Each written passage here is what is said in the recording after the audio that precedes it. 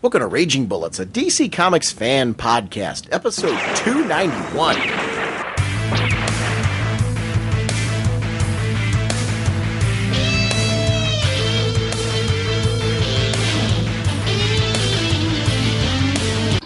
Welcome to Raging Bullets. I'm Sean Whalen, drnorge on the comic forums, and I'm joined as always by my co-host Jim O'Mactivate. So says the sensei of the whatnot, Segulin, and the Duke of You Know.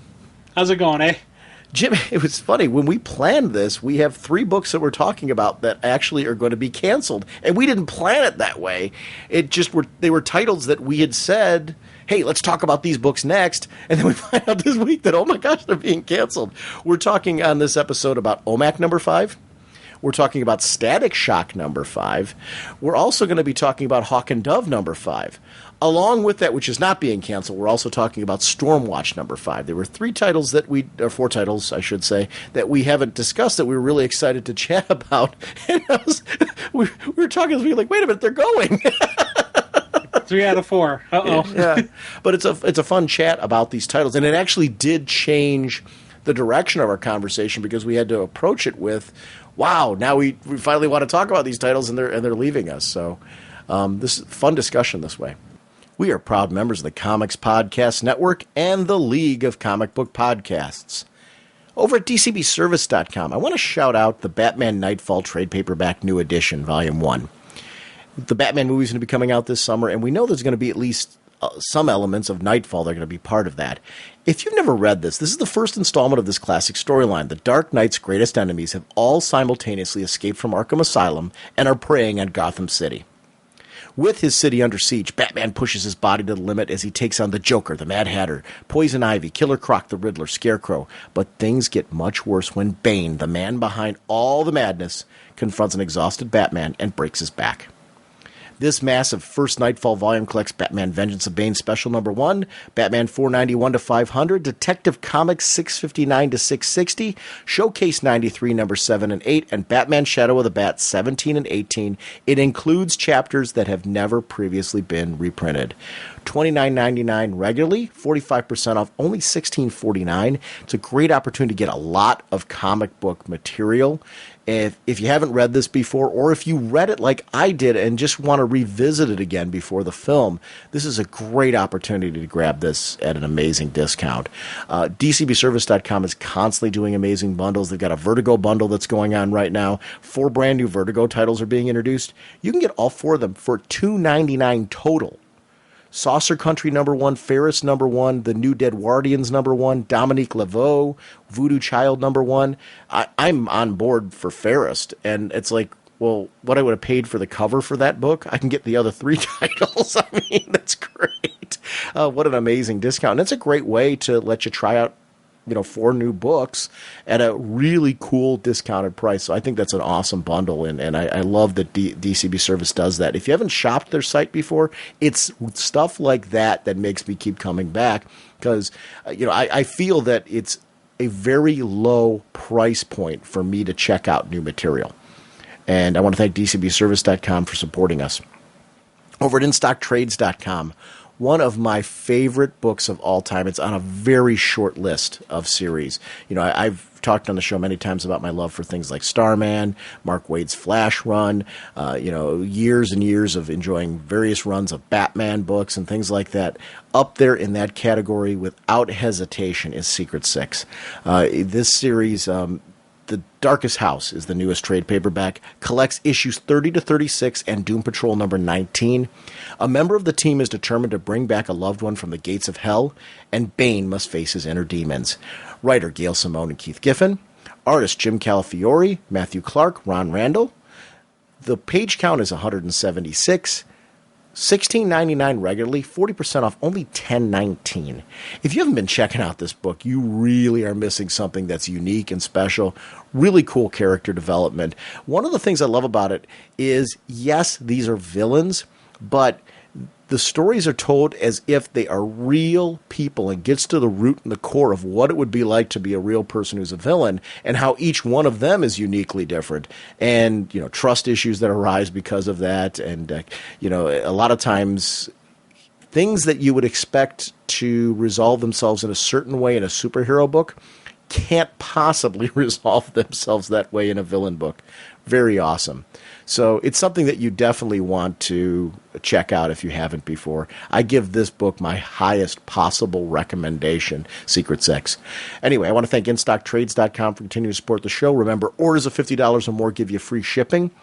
Both DCBService.com and InStockTrades.com have links to Comixology's digital app. Make sure to do yourself a favor at DCBService.com and connect that to your account when you make one if you are a new user or if you've been using it, because it'll give you 5% towards your order. So, make sure if you're buying digitally to do it that way. It supports a supporter of the show. You don't pay anything more for that, and you can get a bigger discount, which is always a cool thing. So I want to thank them for supporting our show. James, what kind of a podcast are we? Raging Bullets is a spoiler podcast. We go in-depth into plotlines, story twists, and whatnot of the comics we're discussing on the show. So, if you haven't read the books, you may want to come back later so you can better enjoy the show. It was a little enjoy. Yes. It's like a baby enjoy. Yeah. Raging Bullets podcast. You like comics, you like free, you like us. Jim, it was funny. I wanted to go in to start talking about comics, but then you and I planned this episode not knowing about the news that was coming up this week about the cancellation of 6 of DC's titles and the announcement of 6 replacement titles for this. Now, this was something when they announced the New 52, there was various articles up, and I forget where I saw them, with this idea that titles would be given a certain run, and then they would be replaced with different titles. The thing that baffles me about this, first of all, let's talk about the cancellations. The 6 titles being canceled are Blackhawks, which really hurts because I like that book a lot. Hawk and Dove, Men of War, Mr. Terrific, OMAC, and Static Shock. They're concluding with the 8th issue in April. Now, I will say this. I'm glad they're at least giving the books 8 issues. I'm wondering if this is going to be the new trend, though, because 8 issues to me doesn't seem like a lot.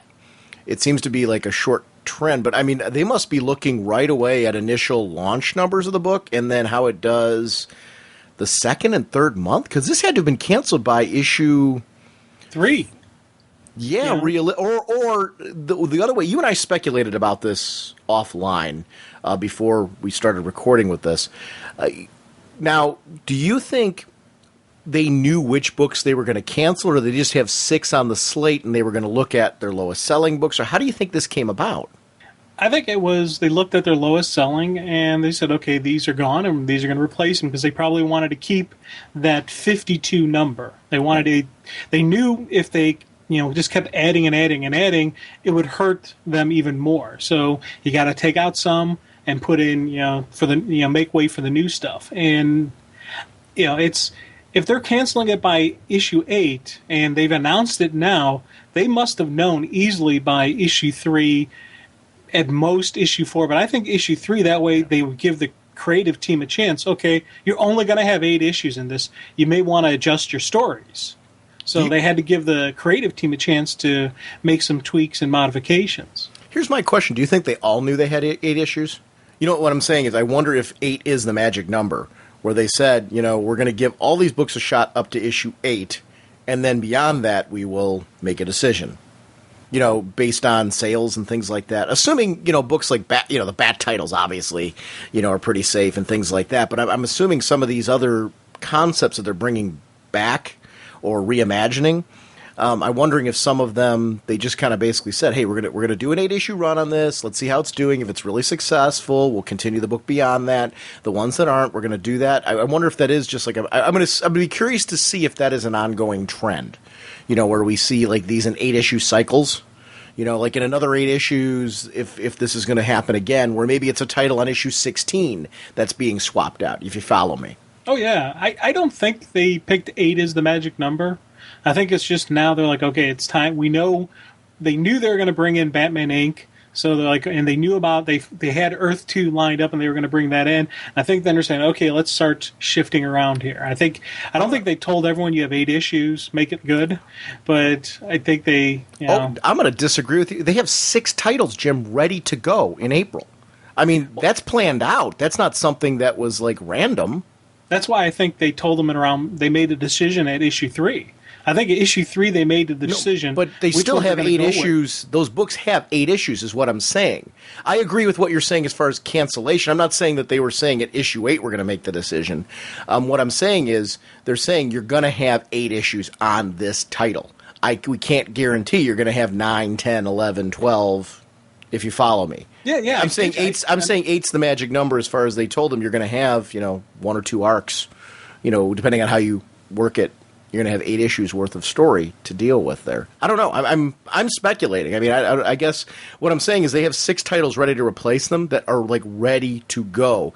That to me is a well thought out plan. Oh, yeah. Now let's talk about the titles. I'm going to tell you, there's first of all Batman Incorporated, Earth 2, World's Finest, and I want to clarify, World's Finest is featuring Huntress and Power Girl from Earth 2, Dial H, GI Combat, The Ravagers, which is spinning out of Teen Titans. Out of those titles, I'm going to tell you my top 2 picks right away. Earth 2, I've been talking about, I want JSA. I want JSA back in the worst way. James Robinson, Nicholas Scott, they've got me. That is my number 1, and this is no insult to Batman Inc. I'm a Batman junkie. Batman's my guy. Earth 2, for me right now, I think the reason why Earth 2 for me, I've been so anticipating this, Batman Inc. I knew was coming back. So I don't want to take anything away from Batman Inc. and people who are like smashing their iPods right now going, are you kidding? It's Morrison and Chris Burnham? Amen. Leviathan Strikes, we talked about how awesome that was.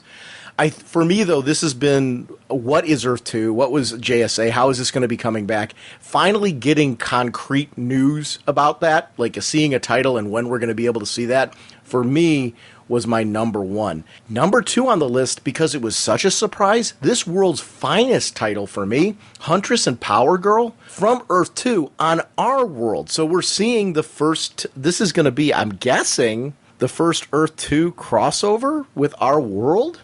I'm guessing. I don't know. I will find out at that time if this has ever happened before, but I'm guessing not. Yeah, this has got to be the first time. This has got to be the initial crossover. And if they're running Earth 2 with the Justice Society and they already have some people over here, down the pipeline we're going to get that JSA JLA crossover. Oh yeah. But I'm agreeing with you on the 1 and 2. Was really excited about the Earth 2. We're excited about the JSA getting that. I want to see what it's going to be, which way the team's going to go. Plus, also creative team, Robinson, Nicholas Scott. Come on, right there, boom, that's outstanding. And then the World's Finest, same deal. I was sitting there, I was just like, never even thought they would pull a Huntress Power Girl, do the whole Earth 2 crossover. So the sheer surprise of that is what made me excited for it. And Batman Inc., I'm wondering about that. Now, is this going to be the Batman Inc. in the post-Flashpoint or the pre-Flashpoint? Because Leviathan was pre-Flashpoint Batman Inc. Are they going to continue on that story in that universe, or is it going to come modern day? I don't care. And I mean, let me clarify that. I guess what I'm saying is, I guess I agree with you. It's a question mark right now because being it part of the new 52 second wave, I don't know what that means. Part of me thinks Leviathan was telling us what that's going to be. That it's going to be pre-Flashpoint. I'm guessing, but I don't know. I agree with you. I don't know that that's set in stone, and I'm not 100% sold on that. So you're right. That is a question mark there. What I'm saying I don't care is I've enjoyed Batman Incorporated immensely. I love that this was a big, long-form story that Grant Morrison's been doing since the start of his run. I'm glad he's wrapping this up. I guess, to me, I'm going to say my preference is to just kind of do what they did with Leviathan and wrap that story up in the previous universe, kind of the way it was meant to be. But if they find a way to fold it into the new 52, because it's clear, as you've mentioned, that Batman Inc. is a part of the new 52. So, I'm talking about the concept of Batman Inc. So I don't care. I really don't care which route they go on it. I just think it's going to be a great story. That's why I said I was trying to put a little disclaimer on there. I'm very excited for that title. It's more of the fresh newness of this World's Finest. It's Paul Levitz, George Perez, Kevin Maguire on that book, and then Earth 2. These are characters I'm feeling are a gap from. They're not here. They need to be here. These are characters I want to read about again with creative teams. That Huntress mini-series by Paul Levitz is a home run. I'm really loving that. So more Huntress by this writer is, wow, yay, cool. Yeah. So I'm in. I mean, this is stuff that I really wanted, so I want to clarify that. Can we talk about the other 3 titles? Dial H, which I read the Will Pfeiffer Hero series. And I've got the showcase Dial H for Hero, and I bought a ton of those showcases. I haven't had a chance to get to them, but I bought it because I've heard good things about Dial H for Hero. I don't know a whole lot about this. I'm excited because I've heard cool things about the Dial H for Hero concept. I never read it. And it's a new writer. It's a novelist, but it's a new writer to DC Comics. This is a writer I haven't seen before.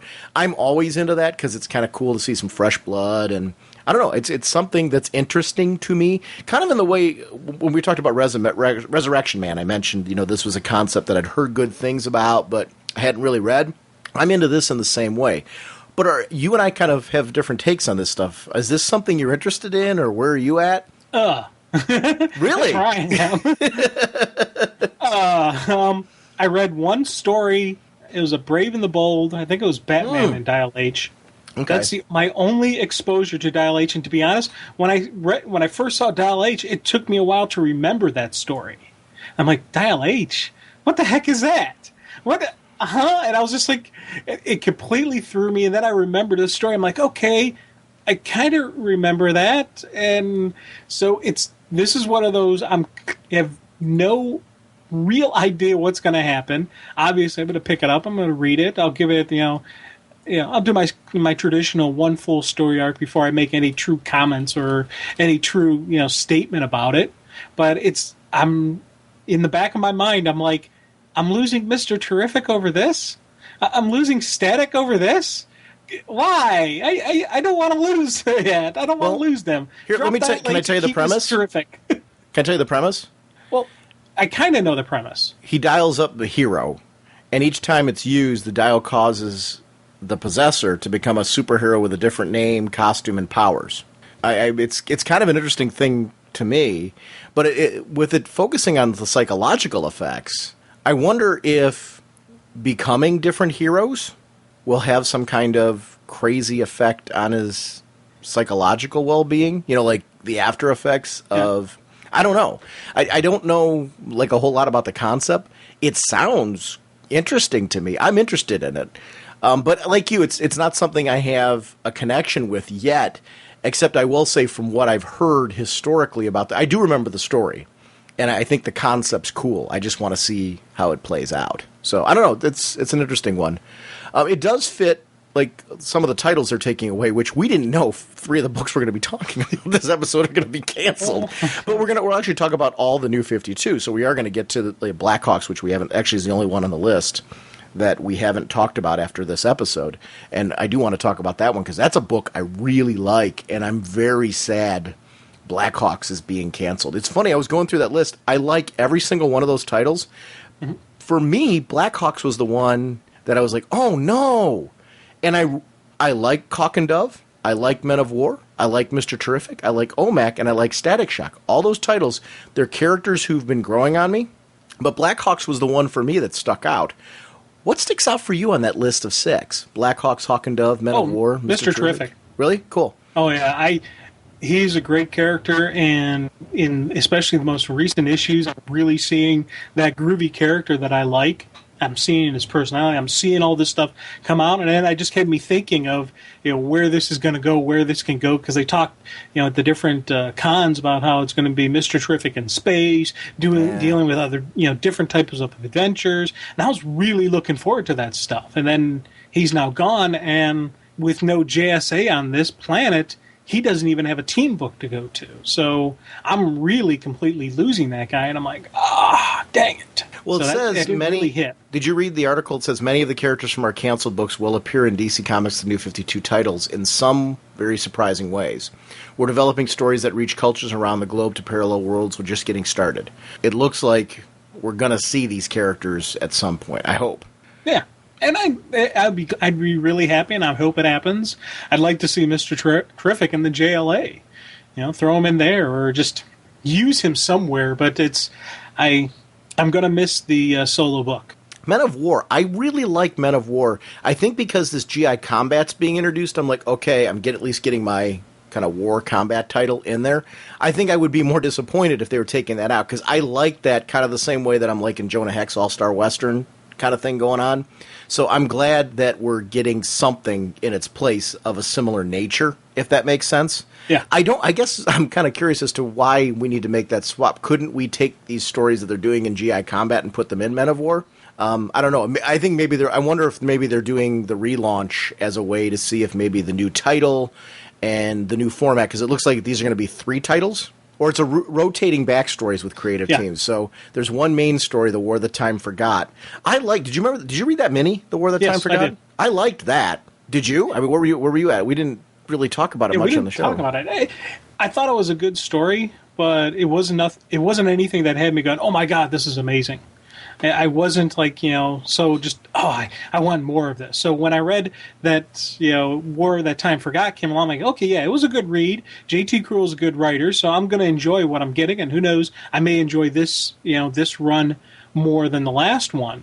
But it's another thing where I was like, we're getting rid of Men of War. We're getting rid of some cool stories there, and we're replacing it with an unknown.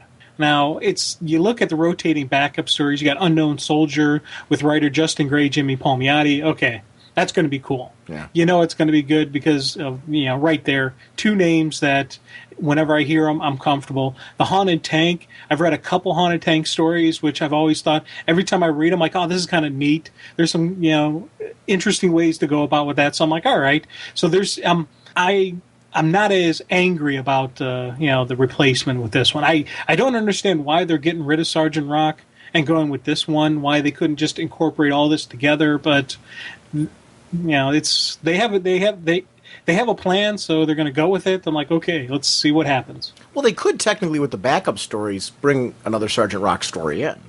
Exactly. So we may not be completely losing Sergeant Rock, but I don't know. I really was hoping we could continue on some of the Sergeant Rock stories and just have him at the lead. Yeah, it's funny. I'm not angry, because I like this list of new titles is interesting to me. Like, it's a nice mix of 3 titles that I really wanted and 3 titles that are kind of unknowns to me, like the Ravagers, the new Ravagers. I'm enjoying what's going on with Teen Titans and Superboy. So to give us a different angle to that kind of story with Ravagers, I'm on board for that. And I like that it's a different writer. We got Howard Mackey coming in, so that's worked real well in like the Greenverse, where you've got somebody else kind of incorporating the whole thing with a new idea, a new approach to the concept, if that makes sense. And there's plenty of teens that run from this organization, so this is a great chance to kind of have I don't know if it's going to have a set cast, I'm assuming it's going to be a set cast, but there is some possibility for them to have like rotating characters they encounter along the way, I guess. I don't know what it's going to do, but I'm interested right now. That's one. Again, the other 3 are titles that until I'm actually reading them, I'm not going to know quite how I feel about them because I haven't read them yet. But on paper, the creative teams look interesting, which is always an important thing for me. It's not just the concept. It's, do these people look like that they can deliver on it? And it looks like they're going to be interesting titles to deliver. And I've got 3 heavy hitters that are really exciting me. Now, on these other ones that are being canceled, Blackhawks was the one that I don't know why. That was one when I saw that, I was like, no! And then when I saw the rest of the titles, these are all titles I really like. So I do want to clarify that. I wish we could go beyond 52. I think 8 issues seems early to me to cancel it, except I guess I got to wonder if a title doesn't sell by like issue 1, 2, and 3 anymore. I'm talking about now. And I'm talking about like a Blackhawks, a Hawk and Dove, a Men of War, Mr. Terrific, OMAC, and Static Shock. I'm not talking about a Batman, a Superman, a Wonder Woman, an Aquaman, a Green Lantern. These are some of the lesser-known properties of DC. Great creative teams have done a really cool job with all those titles, but I guess what ends up happening is the question becomes, are they going to develop an audience? And I guess they're thinking, let's rotate this out, let's introduce new concepts, and see if maybe we can take those places out and maybe something that will generate some more interest early on. Like a Batman Inc., obviously, you're guaranteed on that book for that to be a hit out of the park. Earth 2 and World's Finest, I really hope are heavy hitters. Because to me, on paper, both of those titles I want to see around for big, long, huge runs. we got diehard Legion fans. This, to me, this is like what my Legion is. JSA growing up for me. No, I mean it is. It's JSA growing up for me was the team that whenever they appeared in something, I wanted to see them. Because as a kid growing up, it was always crossovers with them. For me, that's when I really got to know them. And these were characters who I always found intriguing and interesting. They were very colorful and unique. I didn't see them very much. And then when I had the opportunity to finally start reading things like All-Star Squadron and start seeing these characters regularly, and then that JSA series kicked off, it was, to me, just, this was exactly, and to have James Robinson kick it off again, because he kicked off the last one, it is just perfect. It's just what I want. This is what I want to see. And having Paul Levitz involved with his rich history with these characters, I think this, on paper, has the makings of something really interesting and exciting. So I'm glad, that these titles are being launched. I don't know. I am hoping I'm hoping, especially those three, go well beyond 8 issues. Well, we know Batman Inc.'s going to. I'm hoping, the other two I just mentioned really do. That's kind of where my head's at right now. It's Earth 2 and World's Finest are two titles I'm looking at and saying, these titles need to be around for me. These are the ones on paper I'm looking forward to more than anything. These are ones I'm looking for to be quickly in my top 10 list. I'm going to be honest. I'm expecting both of those to be in my top 5 almost immediately, because that's what these are characters I love and creators that I love. So that's kind of how I feel. Are you angry? No, I banged my knee on my desk. Ow. No, I wasn't saying because of the loud thumping sound or anything. I didn't know what that was. I didn't realize you you mentioned before that you were angry. Now you're in pain, so. I was turning and I boom. I'm like, so I'm trying not to. I tried not to yell a profanity, and I was able to keep it quiet. So, ow. Wow. Yeah, I'm not angry. It's I say I'm angry, but I'm not really gonna sit here and rant and rave and yell and scream. I'm upset that I am losing Mr. Terrific, because that was a book I was really getting into and I really wanted more out of it, and I was curious where it was going to go. So I just got to sit back, wait and see what happens. Out of the starting gate, there's three of the new titles that I am excited about. The one, the Ravengers one, I have no idea what to expect from it, but I'm digging the stories that are coming out of Teen Titan and Superboy and how everything they're doing there. So I'm like, okay. This could be, this could have some nice story development, some nice new characters maybe, or even some of the old characters that are out there that are coming back. I don't know. I'm looking forward to it. I'm going to keep an open mind, and we'll see what happens. All right, let's go on to some of the titles we want to talk about this episode. Be a good boy, finish your homework, and be in bed by 9. And hey, please tell the big man I said hello. Jim, our first segment this episode, I want to talk about Stormwatch number 5. Writer is Paul Cornell, artist Miguel Sepulveda, colorist is Alan Pasalacqua, letterer Rob Lay, cover by Miguel Sepulveda and Alan Pasalacqua, assistant editor is Sean Makowitz, editor is Pat McCallum, and Stormwatch is created by Jim Lee and Brandon Choi. I'm probably butchered that, which I'm known for. Anyway, this is a book. I'm glad I waited till issue 5 to talk about this, because these are characters who, I'm obviously, besides Martian Manhunter, I know Manhunter and Apollo from Authority, and of course Manhunter from his own series. We were both following that for a while and really enjoyed these characters. These are characters I've always wanted to read and get into, and it's, for whatever reason, budget-wise, just, I read them for stretches, and I've never had an opportunity to follow them long-term. These are characters I'm glad they folded into the DC Universe proper, because I think it provides an interesting take on the universe, and for me as a fan, it kind of offers an accessibility point. I think they're cool characters, and I'm getting why people have liked them, because this is very different than any of the team books that are currently being published by DC. Those are my feelings, though. How are you on this one? Oh, I'm digging this. I was, these are some of the teams I digged. The Midnighter is just an outstanding character, and him and Apollo, I'm I never got to see the birth of any type of relationship between the two of them. So I'm glad that I get this opportunity, because I didn't read Stormwatch until the very end of Stormwatch. So I didn't really get in. I came in on the death rattle of what was the Wildstorm universe, and then even then I couldn't stick it out to the end because I had to make some cuts, and it was put on the axe. But I always enjoyed these characters. I always liked them, and it was something I regretted doing. And now, so I'm glad I can bring them back into the fold, and just get some neat stories and nice little interesting take on the heroes. But it's cool because they're putting them in this DC universe. So there are the Justice League here. There is Superman and whatnot all around. So you have the Stormwatch right there in the middle of it. So I'm happy. This is a title for me that benefited from the relaunch, because one of the things I like is, I'm with you, I really enjoyed these characters. I liked Worldstorm, that whole event. I thought it was super cool. It was great to see these characters being launched. The Authority was a beautiful series when it was launching there. I liked what they were doing in that book. I was glad that they eventually finished that one with Keith Giffen. Did you read the ending of that? Did you read how that all played out? No, actually, when I stopped reading, I stopped reading. See, I stepped away for a little bit like you did, and then I ended up finding that I missed the character, so I went back to it. And I ended up catching into the World's End thing that they ended up doing, which I thought was pretty cool.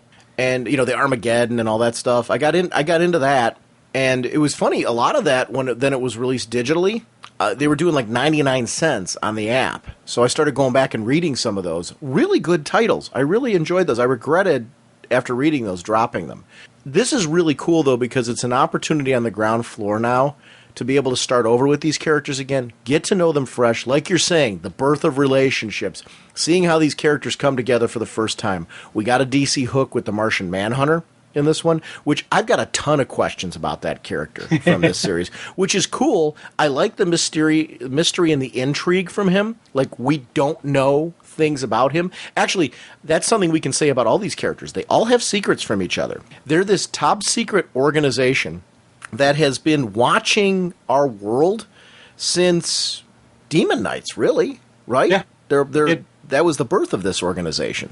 So now we're seeing present day that this organization's been around for so long, and I love this kind of stuff. I love rich history. I love that there's things we don't know, that these characters know things that we haven't.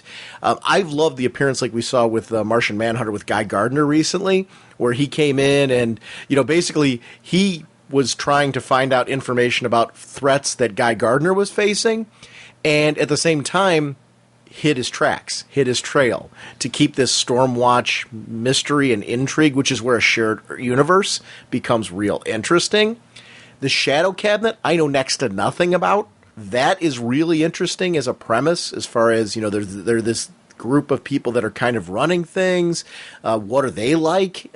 Can they be trusted? I don't know who can be trusted in this book. And that's kind of fun on the ground floor, to find favorites and things like that. Because right now, running with Midnighter and Apollo, they're the two I'd be with if it was this band of misfits. Oh, yeah, big time. I'd side up with them. I don't know if they'd have me around. I think Midnighter would just leave me alone, little man, and just smack me in the next Tuesday. But those are the characters on this team that I would trust. And it's hard to say I wouldn't trust Martian Manhunter, because he's a character I've known so long, and I enjoy the character, but he's got a lot of mysteries to him. He's got a lot of it, and there's a lot of unknown factor going on with John. And it's right now, as I'm looking at this team, Midnighter and Apollo, they're being the most upfront and out there for it's basically kind of what you see is what you get with them. They're not they really don't have the hidden agenda. They don't have the ulterior motives. They're doing what they're doing, and it's that, which is actually kind of weird if when I start thinking about Midnighter, because I know he always had this. There was always a mystery behind him, but he's being the most upfront and out there. Yeah, which it's going to be... Well, and it was funny because it shows just how much I don't know about these characters. And I really loved the layout of this issue because the Shadow Cabinet guy was basically introducing us to everybody again, which I think is really important 5 issues in, because there's been a lot going on in this book. And I really love the pacing of this and the writing of this book. I love the artwork in it because in Outer Space, to me, it's got to have this kind of rich, colorful, kind of out there.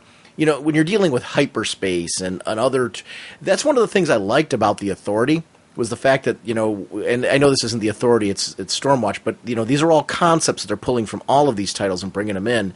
Hyperspace and time travel and all these different worlds and things when they're being brought in, this should have like a rich color of like energy flying around and technology that makes you go wow and doesn't look outdated, and everything in there, like the artwork is just as interesting in the backgrounds as in the foregrounds.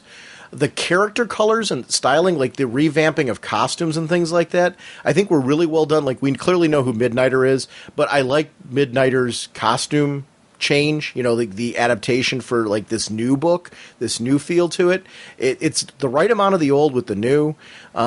Everything looks very rich and up to date. The Shadow Cabinet guy, the colors on him where he looks like he's, some kind of otherworldly creature. There's a humanoid form to him, but there's something more. And especially when we get the reveal that, he's not alive anymore. He's gotten some other kind of existence. And that's the question. When you've got beings who have an otherworldly existence, they have died. What is their connection to our world? Do they still have a connection? Are their concerns the same as ours? Are these really the people we want watching over this? Maybe they are. Maybe they really are, like, where they've gone onto this new consciousness, this new sense. Maybe they see things with a kind of clarity that we don't, and maybe they are on the up and up. But there's always that part of me that goes, how do we know that, though? We've seen what's happened with the Guardians of the Galaxy, for example, in the Green Lantern books. So it's going to be interesting for me to see how these. It seems like right now we're going to be seeing these guys appear more in like Superman's book, that because this horn is tied into Superman, and I know from the ending of the issue, obviously this is going to have a tie to an upcoming issue of Superman. But then we're also going to see Grifter brought into all this. I'm excited for this. Like, this is like our first little mini crossover that we're like getting to see in there. And I don't know about you, I'm into that. Like, I like it this way, something small, because I think it's been a while since we've seen this kind of thing. Everything's been big events, huge, like sweeping whole universe stuff. I like the occasional, like, hey, let's team up and do this kind of thing. Stories. I don't know about you. I'm like kind of geeky excited for this. Yeah, hero appearances are kind of cool, and it's especially if you do it right.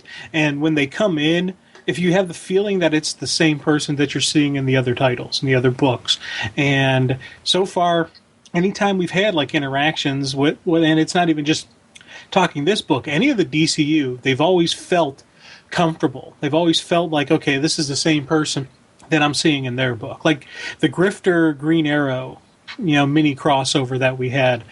That was a nice story. That fit, and that was comfortable. So it's the same thing with this, is we're going to get more interactions, and I'll be curious to see how Superman is going to be interacting with them. Because we've already seen John is willing to wipe some minds and erase some memories to protect the existence of Stormwatch. Will he have to do the same thing to Superman, or will it be John and him interacting, and will he be lying or just keeping information from Superman? That's what I'm curious about. Well, and then the fight that we're going to see is I want to see Apollo versus Superman. Yeah, because apparently it's already happened. I know there's that, but I want to see like round 2. I want to see these two duke it out.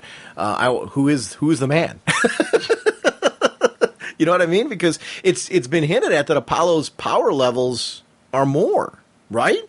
Well, it's been hinted at, but I always put my money on Soup. I want to see it. Yeah, I definitely want to see it. I want to see the fight. But if I'm before even seeing the story, if you're to say, okay, Jim, who's your money on? My money's on Superman. But again, you never know. Stories can surprise you, and Apollo does have some serious power levels. So I want to see how it plays out. Yeah, I do too. I want to see it. Now, this opening with Adam, it's he's been a little bit of a loony bird for the first 4 issues anyway. Now, I wouldn't wish this on him, though. I wouldn't wish this on him, but I gotta say, I'd be lying if I said I was sad to see him go. Yeah, he was a little bit on the annoying side of me, and there was a couple times I was like, airlock, door, just release the door into the sun. Let's see what happens. There's a couple times when I was like, so he's gone, and... Is that a good luck with your future endeavors? Yeah. Now, here's my question. Now, with him being zapped in there, I guess here's my question. How does the Shadow Cabinet work? Because part of me was wondering partway through, is this Shadow Cabinet guy, is that Adam then? I don't know. I thought that. And I was looking at the images, and I looked at a couple images in his face, and I pulled out past issues just because the way he was acting, it's like, oh, how do I do this? Now, what's that power? How do I... And he's trying to remember how to activate stuff. It had that feeling of like, is this Adam? Only reason I didn't say it was is because the Shadow guy does not look like he has the goatee. He does not look like he has the facial hair, and that's the only thing I can go by to say, no, it's not him. Do you maintain facial hair when you become... the Shadow Cabinet guy? Well, I did. So, when I did my cross back and forth, I kept my the facial hair. Oh, I don't think you, dude. I don't think you come back. I think you go down that drain. You're pretty much galaxy guy, and that's it. You're a done deal. But with me, it's heaven won't take me, and hell's afraid I'll take over. So I just kind of exist in a limbo state. Is it because you're singing? It's kind of your instant pass. That's your get out of hell free card. I did like, again, when the Shadow Cabinet guy was going through and introducing everybody, this choosing a leader thing gave us a chance to kind of be reacquainted with everybody, which is really important because in this issue, they're going to send the team into turmoil and we're going to see them rebuild, but at least we know who everybody is. So we've got young Angela, who he's going through, and we've seen a lot of her because she's been kind of usurping Adam's authority. And part of me wonders... did Adam wind up in this place because she was doing that behind his back? Like, if she'd been more of a team player with him, would the team have been more successful? You know what I mean? But again, then I guess that's why the Shadow Cabinet would say, hey, it's time for a new leader, because a true leader would keep the team in check. Yeah. Would bring everybody together as opposed to causing dissension. So I don't know. Failure to lead, you can't blame it on anybody but yourself. He didn't properly manage his team. He knew what he was getting when he came into it. It's not like it was a surprise. And it also sounds like he had more information on Jenny than didn't share with her. So he was holding back info from her. My guess is to keep her from taking over. It was a little bit of a way to control her by, limiting her powers. I'm thinking coming future, we're going to see a little bit more out of her because, with the team's going to need more power out of her. They're going to need her to step up, and I think it's going to be beginning to see some changes in her. I bet Angela, the first one, the silver. Mm-hmm. Yeah, you said Jenny. Jenny's the little girl. Right. Sorry. Yeah. Well, I mean, and we should talk about Jenny because you're right. He does know information about Jenny that, it seems like Jenny doesn't know her full power set, and you're right. That becomes a big problem. I like the evil school comments. That's terrific because you're right. She's right in that end. These are things that villains could do to manipulate. And this guy does have that feel of, is he a good guy? Is he a bad guy? I like that kind of gray area. Eventually I'm going to want to know, like, Shadow Cabinet, good guys, bad guys. I don't know. I guess I don't know if I ever... Do we need that spelled out? No. Let's keep it a mystery and just it keeps you wondering.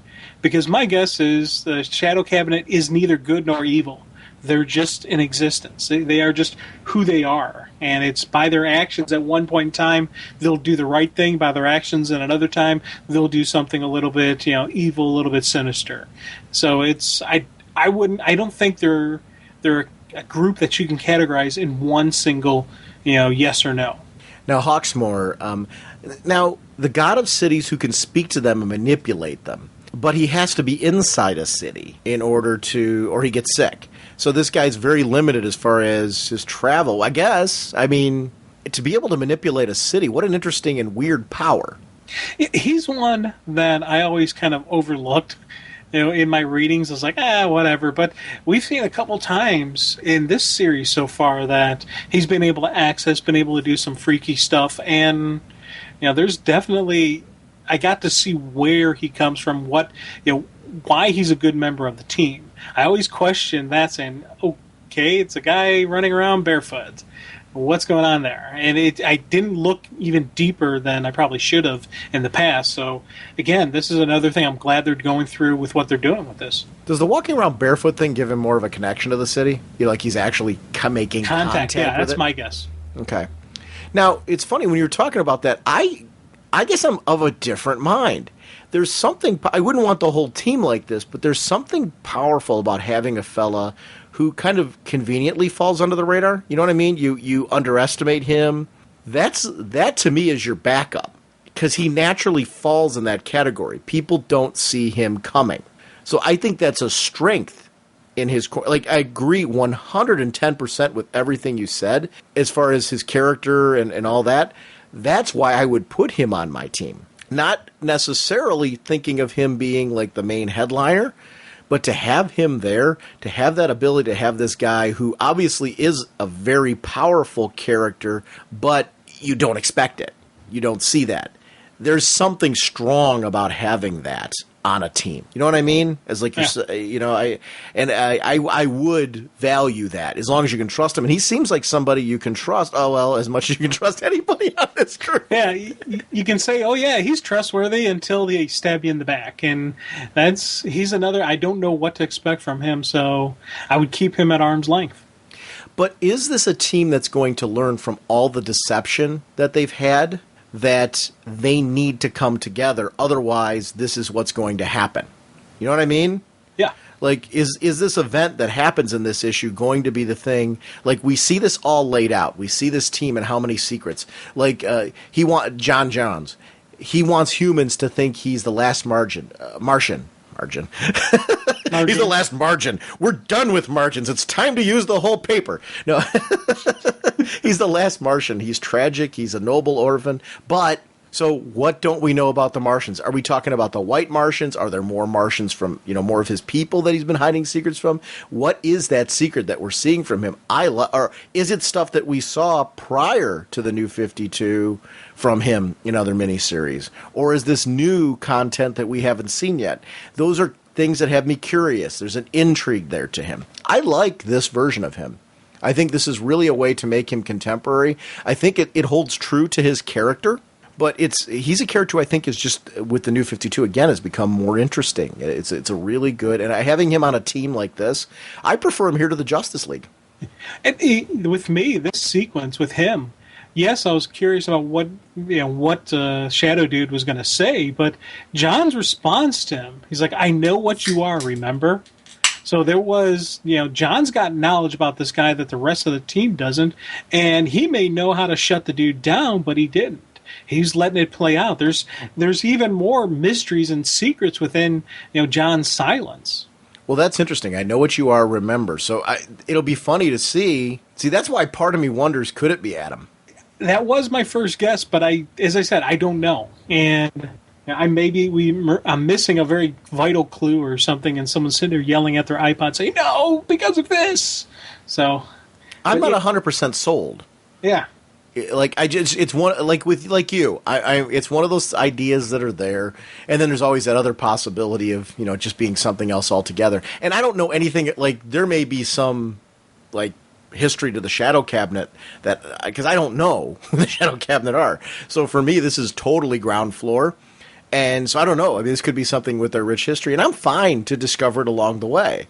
This is a great way, and this is something I'm a fan of with the New 52. With all the series, I think this has been a strength.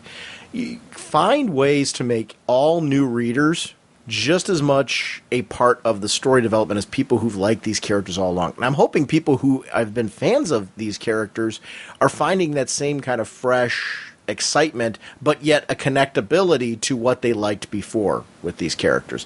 I think that's an important balance to find. You don't feel alienated. You feel like these are these characters that you've known and loved and things like that. Now, Harry Tanner, I didn't see what was going on with him.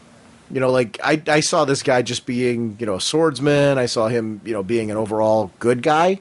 I'm going to be curious to see what motivates him. And here's the funny part. I don't even think with how he turns on the team. Did he turn on the team in this? Or big time. Yeah, that was a definite. I'm going to say that was a definite turn on the team moment. It's It's one of those where he thinks he's doing it for the right reasons, but even when he spells out the right reason, saying, I can save the Earth even if I have to rule it. Well, once you put that ruling it, once you put that I'm going to conquer the world, you kind of cross over that line of being a good guy. You're slipping into a bad guy there. You're now crazy villain dude who is stealing information and blowing up your teammates to cover your escape. Here's my question. Here's why I'm even questioning that right now. All these people have secrets. Think about what Adam was like in the previous issues. I guess all bets are off. Like, can the Shadow Cabinet rein this guy in? And he might still be a part of the team after all this is done? I guess with this, any other team, I would say this is pretty much it. He's getting the boot. I don't know that works or applies here. Hold on, I'm not saying he's going to get booted from the team. He's probably going to be around, and it'll be a uncomfortable moment for him. But right now, I'm thinking we got a bad guy. We got evil. Yeah. We got somebody who is destroying, the team. Now, maybe he's saying he's got the best of intentions, and it's honorable intentions and whatnot. But yeah, he's definitely a bad guy. And that moon sequence that we saw, where he actually pretty much tricks that the alien moon monster, and you really see the duality of him and the fact that everyone thinks he's just a swordsman. Well, part of being a swordsman is you have to be able to, it's the sleight of hand, it's the off, it's the Prince of Lies. You have to be able to deceive, you have to be able to, it's deception, it's the art of deception in swordplay. There's a feint here and then a strike there. It's, that's who he is. Everyone thinks he's just swinging blades. No, there's more to him. And that is, I think, what makes him interesting. And that's where I'm like, yes, I'm calling him a villain right now, but within probably an issue or two, he'll probably be on this team again. Projectionist was the one I didn't see coming as the leader. Yeah. But yet, it makes the most sense. When you're taking a look at her, she seems to be the most balanced out of everybody. Or at least as balanced as she can be, is the only human who ever attempted to turn an alien abduction into a UFO hijack. Yeah. But I like the look of surprise on her face. I don't know. It's just this team is such an odd-looking team. It's one of the things I like. I love the costume design. I think it's really fresh and exciting. When you see Midnighter and Apollo like running away from everything, and you see them running through these different locations, just how big this area is they're running through, with the cities and the cathedral, and the rationalization as to why all of these places exist. And actually that adds a sense too of longevity and just how long that this team's been around. That was something I really enjoyed in this. Well, in the one sequence when they're running through, they got the Ark of the Covenant right there, which I was like, that the Ark? That's the Ark. Yeah. Oh, cool. And then that's Bottled City? What is that? Is that Kandor? Well, whenever I see in DC Universe a Bottled City, Kandor is the first thing that comes to mind. Yeah. So it could be, it may not be, it could be something. It's a Green Lantern ring. Yeah. I mean, this is like great stuff. But then there looks like swords and weapons, which could be from the time of Demon Knights that are laying there as well. I don't know. I loved that kind of connectability. I love the cathedral. I loved the way the lighting was done in the cathedral. Like, I thought it was a particularly neat visual sequence to see the two of them running in that and just the vastness of it. There's something important in an establishing shot like that. When you've seen these guys rushing through these huge areas, then you hit that cathedral, you get the same thing. And it was a good point for these two guys to, like, stop and have this conversation. And really, these are two guys who I think all along have been looking for comrades in arms. I mean, we know it's more than that. There's more of a relationship there. But what I mean is these are two lost souls that just kind of in that moment found each other. And I think this is what they were looking for all along, was that confidant that they could talk to about their concerns. I love that Midnighter's saying that he doesn't see himself with this Stormwatch unless something changes.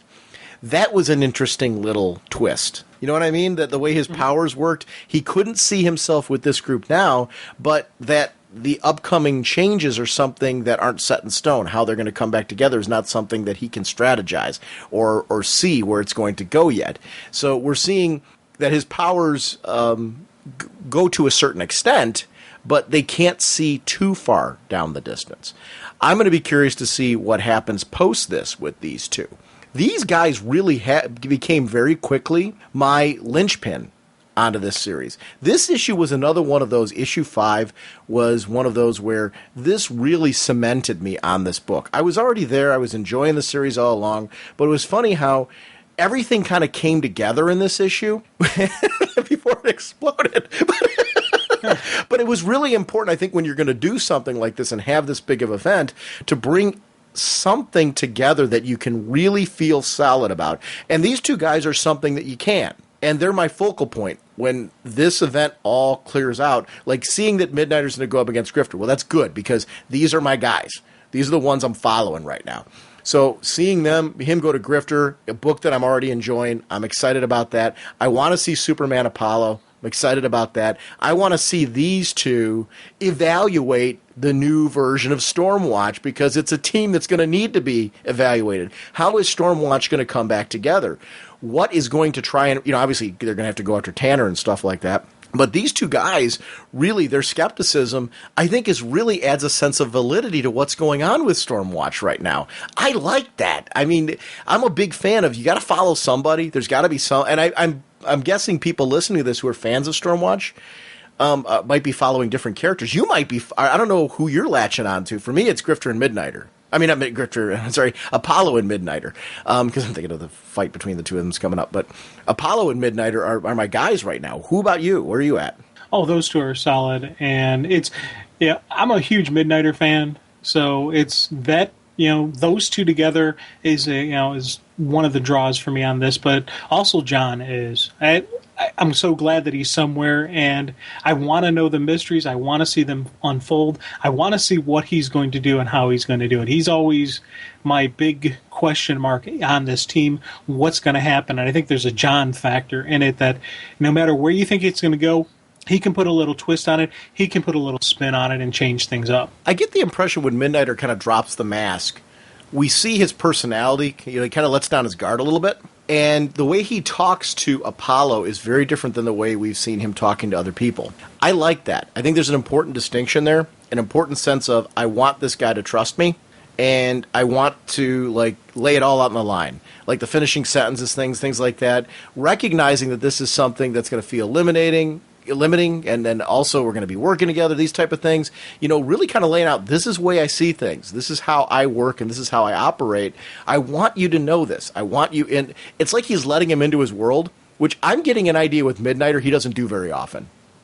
Yeah, I guess he's not a very caring and sharing. He's not very open with his emotions. So it's that special bond, that special connection, that that whatnot between two people that has him opening up to Apollo. He sees where this could go, and he's just letting it out there. I think it's important to establish because you're saying that these guys are kindred spirits, and that's got to be believable. If you're not doing that, and you're establishing that these guys are leading to a relationship, which we know historically they've had. You got to quickly establish that kind of sense of same kind of emotion you'd get with like a Hal and Carol and things like that. That was well established here. I really liked how they did that. Then we get to see this sequence, like I mentioned, with Hawksmoor. It was great to see him kind of step up because, again, like you said, you don't see him coming, bare feet and all. It's one of the things I don't think we really talked too much about was just some of these awesome looking art sequences, especially in the fight between Midnighter and Harry. I thought that was a great, just a really cool visual, but also a good story moment. But just, with the swinging of the sword and the way the blue trail and just how it was colored and how it was laid out, and just, I kind of got that feeling you get from a lightsaber as he's swinging it around and as Midnighter's dodging it, and even he gets a piece of the action, he gets a piece of me, he's like, oh, I'm really going to enjoy crippling you. I loved just how that all played out, just that one little one-liner that he gets in.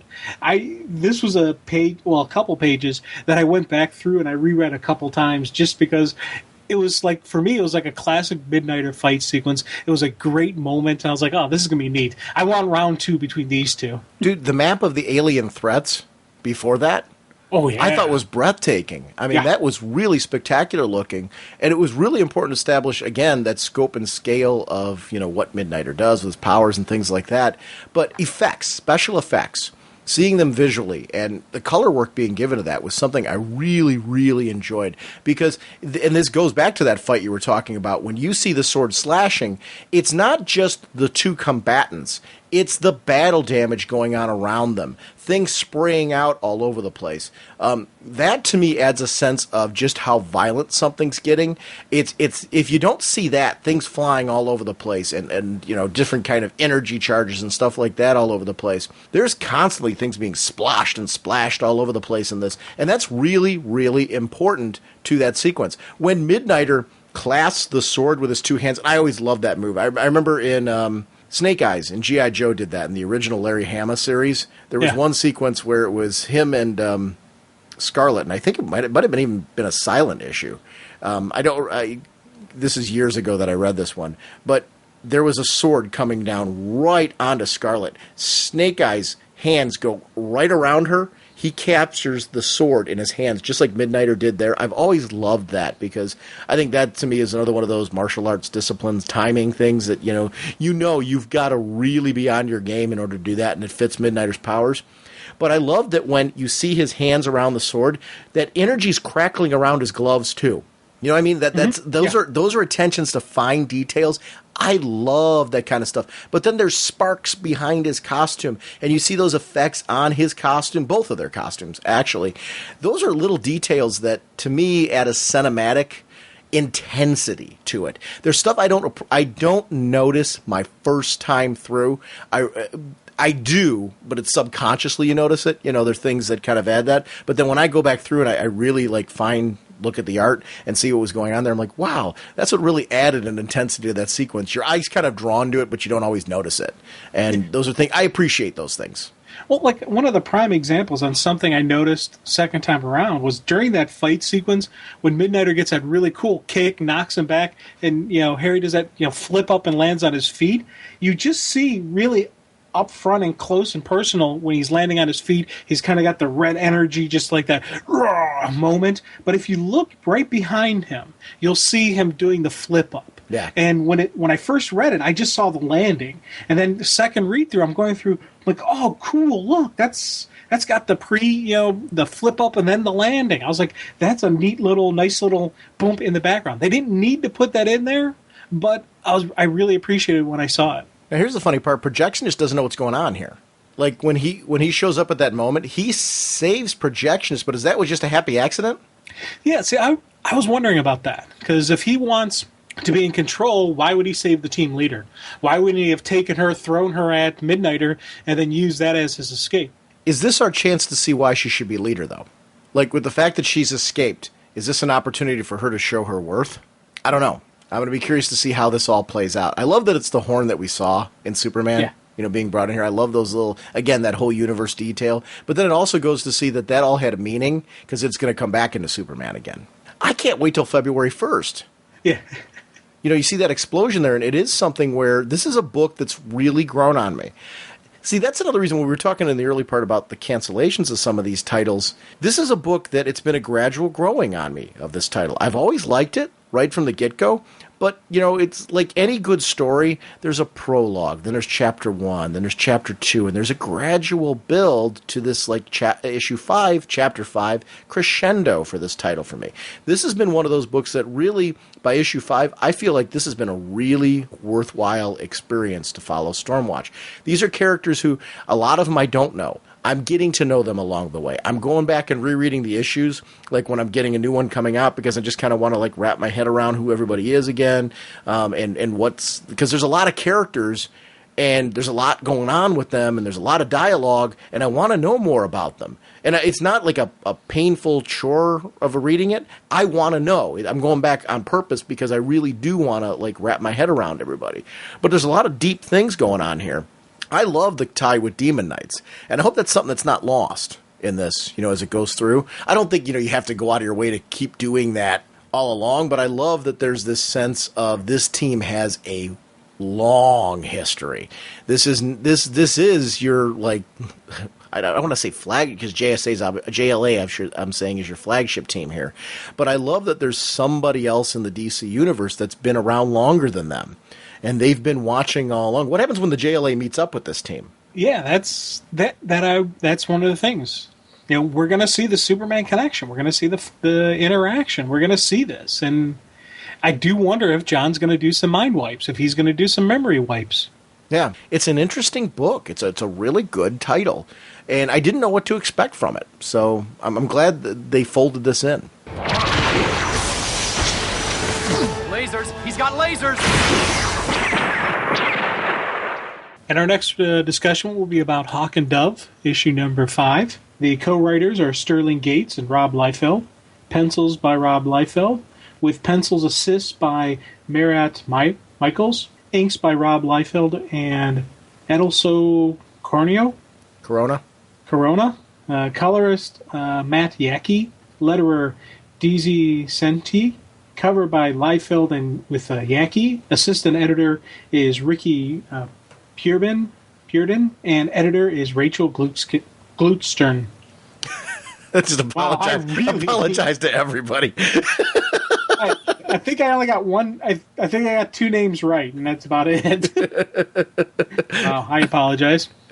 I was laughing because sometimes you choose which issue you're going to introduce based on the creative team. And I said, which book do you want to go to next? You're like, Hawk and Dove. I'm like, all right.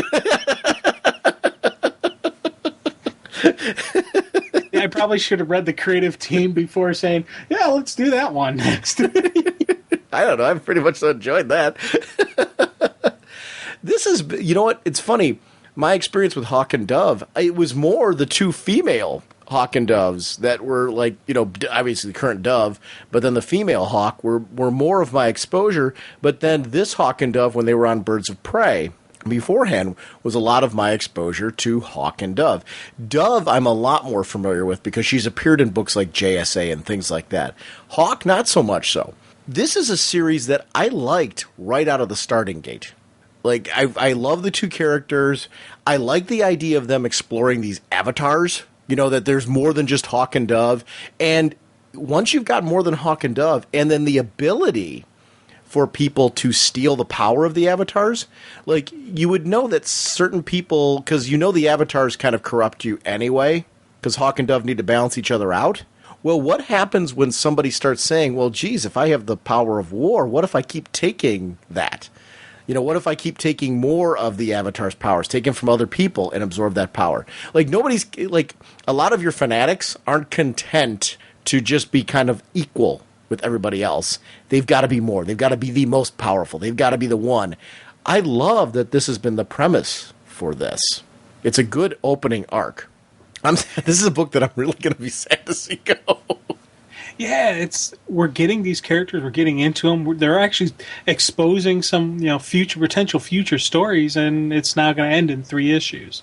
This issue really delved into, really started opening some doorways and giving you a glimpse at what Dove's capable of. Plus, then there's another side of Hawk in there that we've been seeing throughout these a couple, and it's like I'm getting into these characters. I'm becoming comfortable. I'm like, I wanted more out of this. I started thinking outside the page, started thinking where this could go, and I'm losing it. I'm like, So it's an interesting discussion because I enjoyed the issue so much. I've been enjoying this series, but now I'm like, okay, I only got 3 more issues. And I can look at it saying I only have 3 more issues that have gone, or I can say, okay, what are these last 3 issues going to be like? What are they going to give me? Where is this going to go?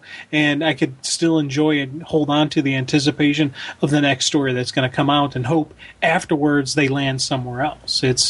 I'm trying to keep I'm trying to go with the glass is half full, not half empty mindset. But this is one of the books that it's tough for me to do that because I so enjoyed them here. I enjoy their dynamics, and even if you put them on another book, it's not going to be the same type of layout.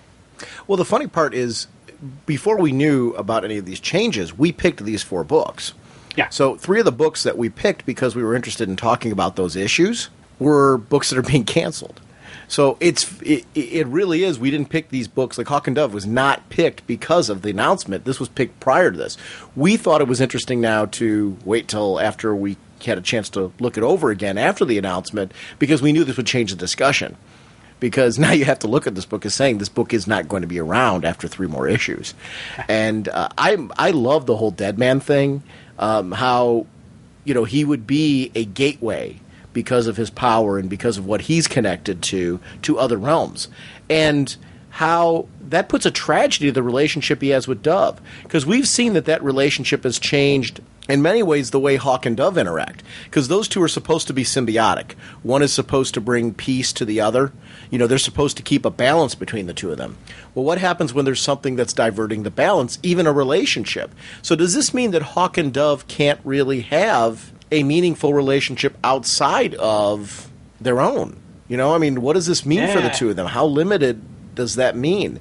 Because look what happens with Condor and Swan and how that self-destructs. Well, what does that mean for Hawk and Dove? Because we see what happens to Dove. The more violent Dove's becoming, what it's doing to Hawk and what it's doing to their relationship, it's only increasing that intensity more. There is no peace being brought to war. War is only being added to. I love that is being explored, that, Dove's own discord would bring that to the table. And it would come to the point where Hawk has to say, hey, wait a minute, what are we doing here? Is this relationship, if he is bringing them after us, if he is acting like a beacon, is this something you can continue having? Or does this need to end? And she's willing to fight for it. I love the loyalty there of it. But then I love how, and I know I'm jumping ahead here, I like that Boston Brand stepped up. I think that there's something to the tragedy of all that made a little bit more. The pacing of this issue was, to me, something that stood out and was why I really wanted to talk about this one. Not including, we haven't even gotten to the great action sequences and the whole thing. But I don't know, I just love this issue. Yeah, as I said, we got a glimpse into Dove. And it was interesting because she was talking about, everyone thinks, okay, Avatar of Peace. They don't realize the rage, the war that's going on inside her that the Avatar of Peace helps keep contained. And right here, she let out a glimpse of that. She isn't just a, peace, love, and, happiness type of person. There is, a fire inside her. There is that rage. There is that, in her that is kept at peace with her Avatar. And I like seeing the fact that she does have some powers beyond what we've seen. And she unleashes them in here, and it was a kind of a whoa kind of moment for me, because my experience really is, Brightest Day and the Secret Six, the Birds of Prey stuff. So I'm not 100%, up on Hawk and Dove or, Dawn and Hank. These are newer characters for me, so it was something I was enjoying the exploration of them. What do you think of the artwork in this? Oh, this is beautiful stuff, man. And this is some great layout work with, the non-traditional panels. Especially that chase sequence where Hawk and Dove are chasing after the little monster demon goblin-ish thingy across the rooftop. Because you got a couple of the panels where you got the lettering and you're just showing the boot work, and then, bam, there's the splash of Dove's face. And then, it's a nice breakdown. It was a 2-page spread with these extra panels, on the overlay. This is some really cool looking to them. Yeah. I don't know. I really enjoyed it, too. I think it's become real popular to kind of bash Rob Liefeld. And I don't know. I quite liked this. I thought it fit for this book. I thought, it really fit the storyline and all that. I don't know. I'm with you. I enjoyed the artwork, too. I'm a fan in comics in general. I think comics shouldn't have a single look. I think it's fun to see the exploration nature of comics. And I don't know. This one's good. This is a good-looking title. I loved, the transformation of Condor. Into that beast, and seeing what that, because I didn't know where they were going with that, not realizing that he would change. If he absorbed more, would he even go further than that? You see, he wants to keep going. So this change is something that would only continue. Yeah, I'm thinking if he had succeeded here, he would have been either more bird-like, or maybe grown gills or scales, or there would have been more changes going on. This was just the beginning of the change. Granted, this is a huge step up and a huge power level boost for him, but he had his eyes on the prize. He was going to go after these two, steal their power, steal their energy, do a little, upmanship of himself. And yeah, this was, it's your classic greedy supervillain. He's got a lot of power, but he's got to have it all, and that's what kind of in the end costs him. Now, here's my question. Dove, how did she get the power? Did she get the power from the brother somehow? Is this something that we don't know? Is that why she's trying to keep a secret from it?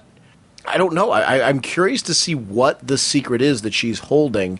And she seems to have more power because this is something Condor noticed, right? Yeah. That there was a distinction in her power. So this is one of those things where it's like, I'm like, what's 5 issues in? We got 3 more. You got to tell us the secret, right? Please? I want to know. I really want to know how she got her powers because there was something that happened. I'm thinking either some type of trial or some type of when you're exposed to it. Yeah, my guess is she was exposed to the Avatar of War. She was that was the initial gateway, but she had the temperament and she was able to fight through the rage, fight through that energy to pull in the Avatar of Peace, and that's why she has these power levels that we don't realize. I think she started off just another Avatar of War, but it became something beyond that, and it's the line is, with the military and with battle and with wars, is it is it a conquer thing, or is it the protection of peace that you're fighting for? And I think she is she's fighting for the protection of peace. She's making war for peace, and I think that's where we're going to see kind of where she comes from. You did see that, like when he was 17, Don was killed. When she was 17, she got the powers. I have a funny feeling what happened is something to do with Don that Hawk would not be too happy about when he finds out. I wouldn't think that I wouldn't think she killed him. No, I'm not saying that, but I'm saying whatever happened, the connection to Don on whatever level it is something she's afraid to tell Hawk, because Hawk would know. Like, okay, going off of your theory about how she was once the Avatar, why wouldn't Hawk know that? Like, why keep that a secret from Hawk? Why would that matter to tell Hawk? Like, going off of your scenario. Because I was listening to everything you're saying, I'm like, okay, that makes logical sense, but then I have to go with, she's keeping that secret from Hawk. Why would that need to be kept from Hawk? Why would he care? True. Okay. This is something she has not told him. Because we know that from the previous issues, that this is a secret she's keeping from him. So, and I don't think it's a throwaway that when they're talking about, he's saying, I've always had a partner, and she said, I never wanted to be anyone's partner. There's a distinct mention that both were 17. He was 17 when his brother, who was the previous Dove, was killed. She was 17 when she got her powers. And I'm guessing these two are the same age. So I'm guessing this happened at the same time. Now, what if it's like a Highlander situation? There can be only one. Well, but how does that fit with Swan? She didn't intend it to happen. How does that fit with Swan and Condor? I don't know. Yeah. Well, it's definitely Don's power. No, wait. Well, actually, let me jump back. Maybe what we're seeing. Maybe you're right to a certain extent. I guess that's what I'm saying. I guess what I'm saying is somehow she got these powers from Don. Yeah. In a way that she does not want Hawk to know. I'm not saying she killed him. Don't get me wrong. I'm not saying she did anything wrong. But I'm saying whatever circumstance that she was involved in is something clearly she doesn't think he can handle. Right? Yeah. I'm definitely thinking she's got the secret she's keeping from him, which is something I wanted to know. And I wanted to know what the secret was, but I also did want to know why. And you kind of even see her, her lashing out, in a couple moments when she's like, hey, let's get moving. We got to, we're wasting time here. And it was funny seeing the Avatar of War, seeing the guy who's normally the bronze, who hits first and then thinks later, stopping and thinking and doing the logical side of it and going, hey, what's going on here? What do we know? What are we jumping into? Now, this whole sequence with Dove, I really loved when that whole thing played out and you got to see her handle her powers and really kind of step up, that she can unleash in a way that you don't expect, especially when, there's emotion behind it and stuff like that. I don't know that either of these two realize what they're fully capable of, and I like that. That's part of, to me, what's fun in reading a series is seeing surprising moments like this. Yet Duff was pretty confident that she could do this. Like, that whole sequence, yes, it was rage and anger and stuff like that, but she took what she learned from her battle with Swan to a whole new level there. And I love that there was passion and emotion driving the whole thing. I don't know, I'm just curious to see, where those two characters go from here. And that Condor's girlfriend Swan escaped. So does that mean, does that leave open then the option to see Condor again? Would she bring Condor back? I'm thinking she's not going to, because he kind of big-time double... It was, again, one of those big-time double crosses that you don't let go. You don't let slide. And plus, I don't know if there is any coming back for Condor. He seems like he's gone. It's funny, though. Yeah, I don't know, the big-time double cross. And it says here, though, you sacrificed your girlfriend. Whew.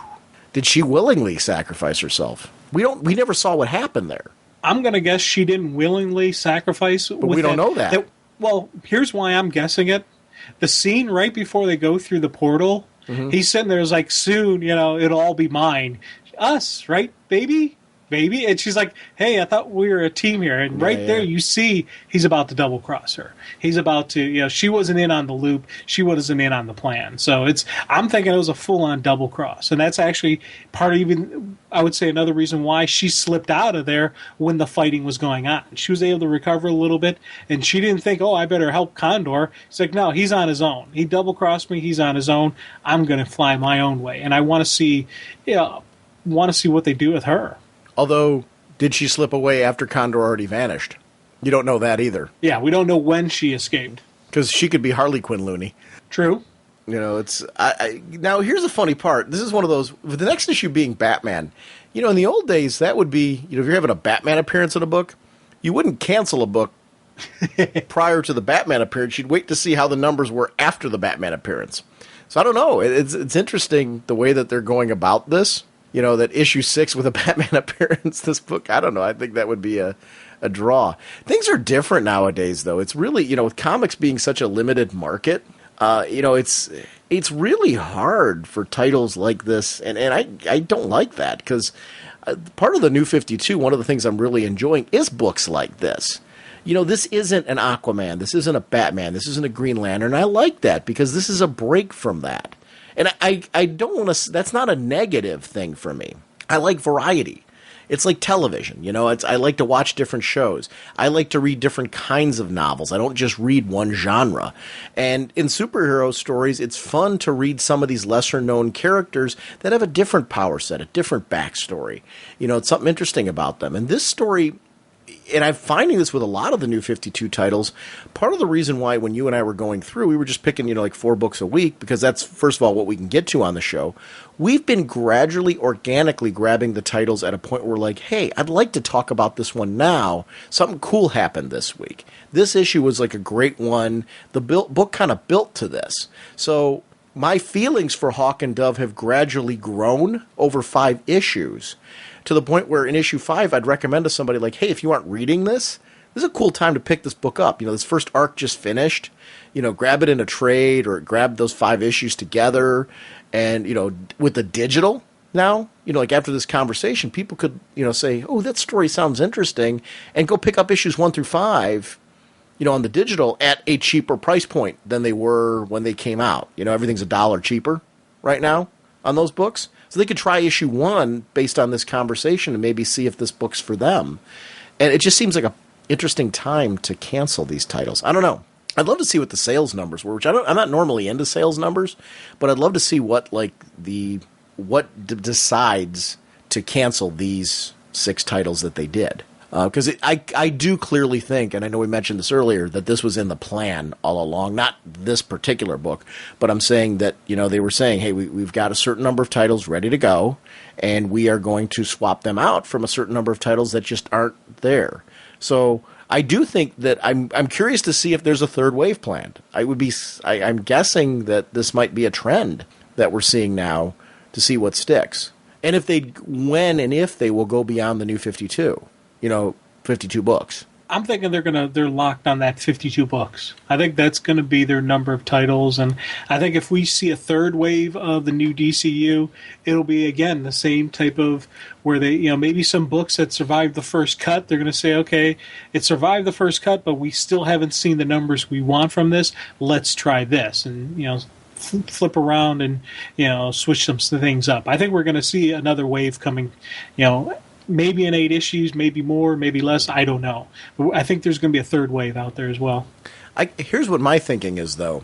There comes a point, like if you hit a certain sales number point, where you're like, wow, we can sustain these numbers on all these titles. They're going to go beyond 52. It's a business. You'd be nuts not to. Only reason why I say they're not going to go beyond 52 isn't just because of the 52 number, but they've said in panels and in at cons they don't want to have too many titles out there. They know that takes away from their sales. That takes away from users if you keep throwing out more and more titles. It was part of the argument why they didn't want to do the old thing and create a whole new universe and have some in the old universe, some in the new universe. They didn't want to have this massive library. They want to keep the number good, keep the number manageable. Yeah, but Jim, the reality is it's still a business, and if they're showing that they can sustain a certain number of sales on 52 titles, there's no way that there aren't going to be internal discussions saying, but guys, what if we go to 60? Yeah. It's a numbers issue. I don't think our market right now, I think what we're seeing with this 8-issue thing that's going on right now is what the current market is saying to DC about which titles they need to swap out. And I think that's just kind of a state of things now.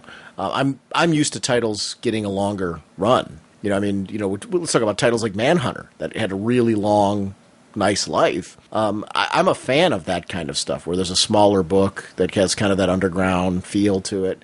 And I want those out of the new 52. So I'm glad to see books like your Swamp Things, your Animal Mans, and stuff like that sticking around, because there's titles that are some of the smaller characters and lesser known characters, I should say, to the general public that I really need, and I want to get to know over time. I don't want it to just all be 8 issues. I want them to be titles where I want to get to know them after 25, 30 issues, things like that. I want to see them have lengthy runs. So I'm glad that they're doing it in shorter, like 6 titles to swap out. You know what I mean? I think that's a good strategic number versus us seeing like an 18-book launch right now. I think that would have been a huge mistake. 6 seems to be a nice enough number. And admitting that there's titles like this one that I don't want to see canceled right now because I want more. So I don't know. It's an interesting puzzle point. Hawk and Dove. You look good. Been working out? You could probably use a little sun. Then again, who am I to talk?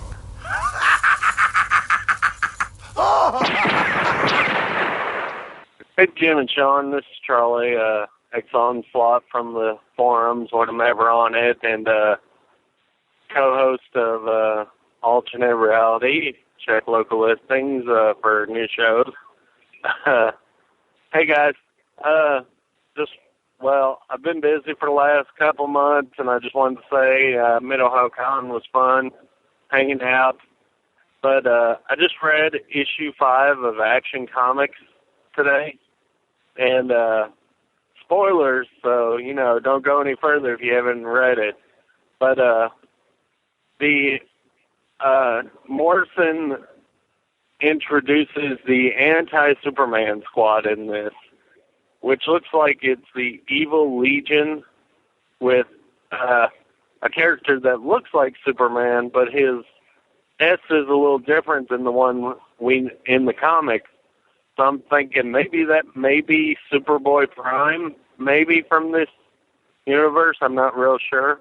But they also talk about a Tesseract, which is a holdover from the 1 Million storyline that Grant Morrison wrote. Sorry about that, not Jim Morrison.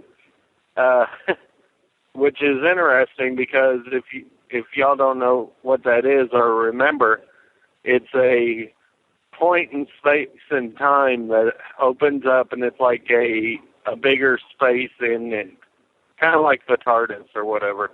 But I thought that was really interesting, and I just wanted to mention it. And the other thing I wanted to mention is I'm not real sure, but in the backup feature, there is a preacher, and the preacher who marries Mom and Pa Kent looks very similar to Dwayne McDuffie from pictures I've seen of him and cartoons they used to have on his Facebook page.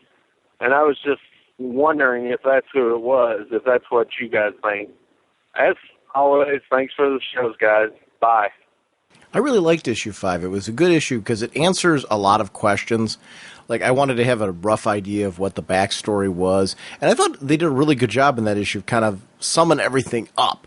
Without like doing another, we've had so many origins of Superman that I don't know that we needed to go into a full-blown one where we, went through step by step again. But it was great because these are questions that we've all had. How much of his backstory is in place? Answers questions like the Legion and stuff like that, which is, things I really wanted to know. What is that history like? I don't know. There are a lot of geek-out moments. I love the backup feature that you're mentioning with Ma and Pa Kent. I don't know if that was meant to be Dwayne McDuffie or not. I can certainly see how you arrived at that conclusion. I wasn't thinking that at the time, but, I certainly wouldn't dispute that either. I don't know if it was meant to be that way. If it was, it's kind of cool. I don't know. That was kind of a neat little thing. I don't know. It was just an interesting interlude issue because it kind of set a tone for what his backstory was like. Because in the previous issues that we've seen so far without the Kents, I didn't know what their backstory with Superman was like. So it was great to have something brought in to kind of show us that these were people who were a part of his life, and they did become the parents, and there's certain elements that we know to be at his core that are part of his backstory and his history. The Tesseract thing, it's Morrison's known for, and I think I shouldn't say Morrison's known for. I think most writers are known for they start developing certain themes with certain characters, and they want to carry those themes on, and they have purposes for those themes. I'm assuming anything Morrison's introducing, whether it was intentionally from 1 million or he has a new direction for it. These are all things. This is a writer who's planning to build a direction for Superman. So nothing's a throwaway. That is something that's deliberately there. I'm sure, he had intentions on what he might want to do with that from 1 million, so now he has an opportunity to maybe do that in a different way with this new universe and this new version of Superman. I don't know, it's going to be kind of cool to see where this goes from here. I'm really excited and interested with Superman right now, and Action Comics is one of those books that's just gotten me there. This issue was important to me, though, because his backstory is something that there's a lot of relevance to for me. That's where a lot of the connectability to Superman comes from. His family, that life, and those core things. Having them there, the fact that Ma and Pa Kent are no longer around doesn't change the fact that there's still the ability to pull flashbacks of those stories and how that influences him then today. So I don't know. I'm with you. I thought it was a very, very good issue. Hi, Sean and Jim. This is Mike from Massachusetts calling again. I just wanted to talk a little bit about what you guys talked about in episode 289, Batman Leviathan Strikes. Something I thought that was really interesting in the art was that Cameron Stewart drew the instructors after pop culture singers. There's Madonna, Rihanna, Katy Perry, and Lady Gaga, and I thought that was really funny. Excuse me, and I don't know if that's just something, hey, make these teachers look weird and funny, or if it's sort of a commentary on the pop culture influence on young people, and maybe that's why Talia has them, teaching people in her school, or it could just be, hey, he just drew them because he thought they would look cool. Another thing about that issue at the very end, when Talia's revealed, she's standing next to that big hulking guy, and I believe that is Fatherless from almost a couple years ago, Batman: The Return. In the scene where Bruce and Damian take like the little Batwing things, and they fly over and they fight, or Damian, tries to hang on to him as he's blasting off into space. And I'm wondering if that Fatherless is Damian's clone, because I believe it was in Batman and Robin that when Damian and Talia are talking, at one point she's growing a clone of Damian, and I don't think we've seen him since then. And I'm wondering if maybe that is Damian's clone, and pretty like the son Talia always wanted. So, and the fact that his name is Fatherless, I thought was kind of interesting. So that's probably my guess, that that's Damian's clone, just accelerated growth and huge and everything like that, and something Talia just sort of messed with to get the son she's always wanted. speaking of Damian, I wonder if the new Batman Incorporated series, if it's going to end with, if you remember from like Batman 666 and the Batman 700 issue where they show future versions of Damian as Batman. I know, it looks as though he failed and let Batman down, and at the time it was unclear if that was Dick Grayson Batman or Bruce Wayne Batman. So I'm wondering if that is going to get lost in the pre-52 continuity, or if that's going to carry over, because I always thought that was interesting that Damian would take over as Batman, and those are some of my favorite issues, showing how different Damian is from Bruce, but yet he's still Batman, he's still honorable. And that's about it. The other thing I just wanted to mention is about digital comics. I had been sort of digitally picking up Swamp Thing and Animal Man for the first 3 issues, and at first I liked it because I thought it was really convenient. I could read on my iPad or on my computer, like at work, or even on my iPod Touch on the go. But what I ended up finding was I didn't pick up issues 4 and 5 of Animal Man and Swamp Thing. And even though I'm really enjoying the books, I was just sort of like, it was almost felt less convenient to me to have to, fire up the computer, scroll through this and, click on that. And it, especially with, I think I picked the worst 2 books to subscribe to digitally because the artwork is so great. And like reading that on my iPod Touch, you don't get the full, 2-page spread effects for those books. So I went to my local comic shop and I subscribed to both of them. So from now on, I'll be getting those in paper form. And luckily, they were also able to order me all the back issues that I don't have for those. So I guess just, a tip for anyone who gets books from their local shop, if, even if you don't see something on the shelf, don't be afraid to ask for it because you might be able to get them to order it for you. So, all right. I just wanted to thank you guys again for taking voice calls, and thanks for the show. All right, take it easy. Bye. Hey, Mike. Yeah, it's funny. Digitally, I've gone back to paper for most of my comics as well, and I have an iPad. And I shouldn't say, I think titles that I have been collecting digitally that are outside of DC, I'm still getting digitally. There's a book called Morning Glories from Image I really enjoy, and it's by Nick Spencer, actually, from Thunder Agents, and I really dig that book. I've been getting that digitally, and that just is the way that I'm going to probably continue getting that book. I like reading on the iPad. I think it's just a great avenue for that. What ended up happening was I was looking at the price I was spending on digital versus the savings I would be getting from our show sponsor, DCB Service, with their amazing discounts. That ended up being the deciding factor. I'm like, I'm going to go back to paper on that end. But I will say I've never read on I've got an iPod Touch. I've never read on that. I've always read on my iPad. And I don't know if I'm with you. I don't know if I could handle the small screen. But I have friends of mine who, they aren't comic readers. They don't read paper books, so the 2-page spread thing isn't their thing. They're more into the digital app world. And, they're constantly connected on their devices. So for them, they really enjoy comics and content in general on those screens.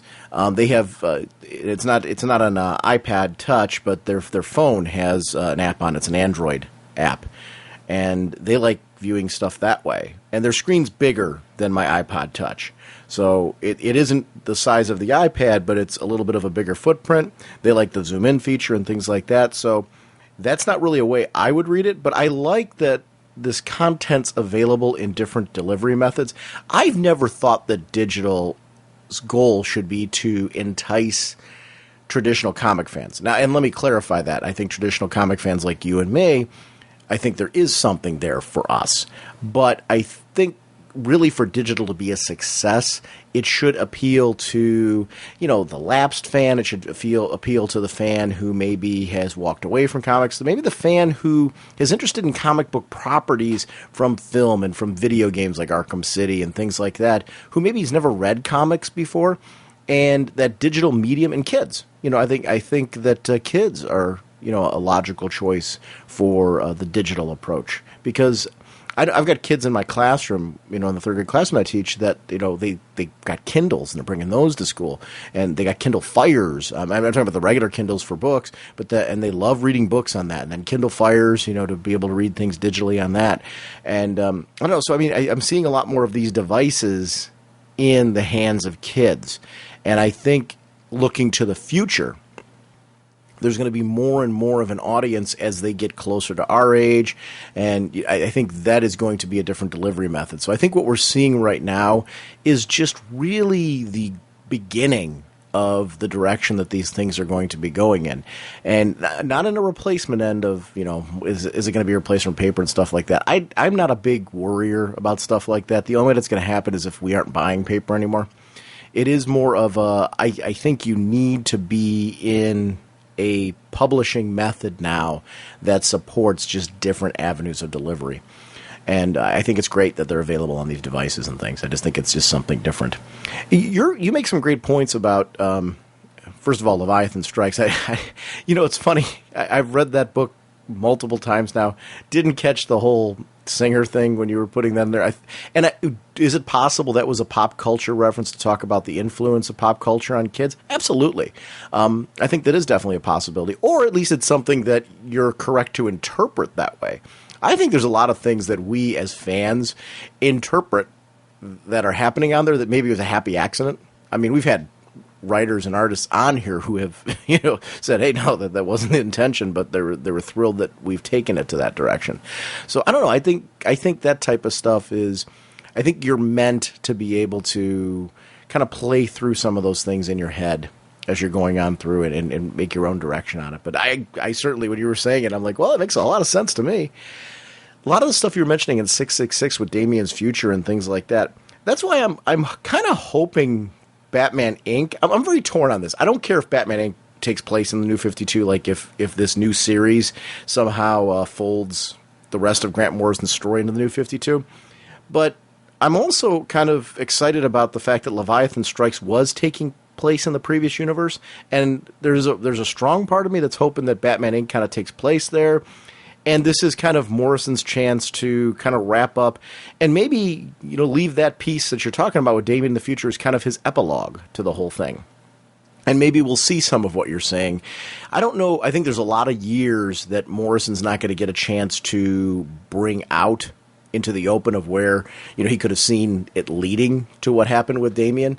But that potential future for that character is something that, he could certainly hint at in this run, because the Damien that we're reading in the New 52, it's the same character, but as we've seen with a lot of characters in New 52, there's been a slight shift because of the earlier age that they've encountered Batman, the fact that Batman's a little bit younger, and I like the differences between the two Damiens. Slight as what they are. So I don't know. I'm with you. I like that story too. I like seeing that future with Damien. I think more so now that that takes place in a quote unquote different universe, if they are still going to stick with that, it does offer some opportunities for Morrison to really play around with where the future goes with that, because you don't have to worry about it being our universe.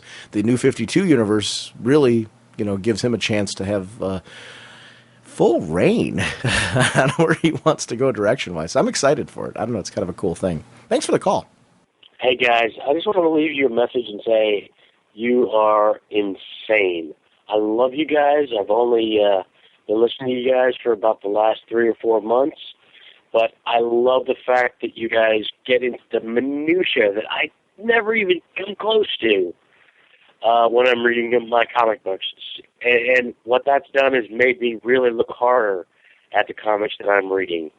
So I really appreciate that. And other than that, our last episode that I downloaded, you guys had a great discussion on religion in comics.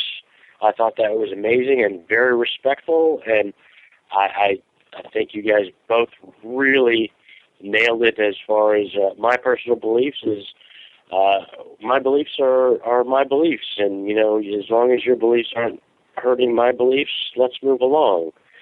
So to extrapolate a little bit further, I really actually wish you guys were covering more comics, more than DC.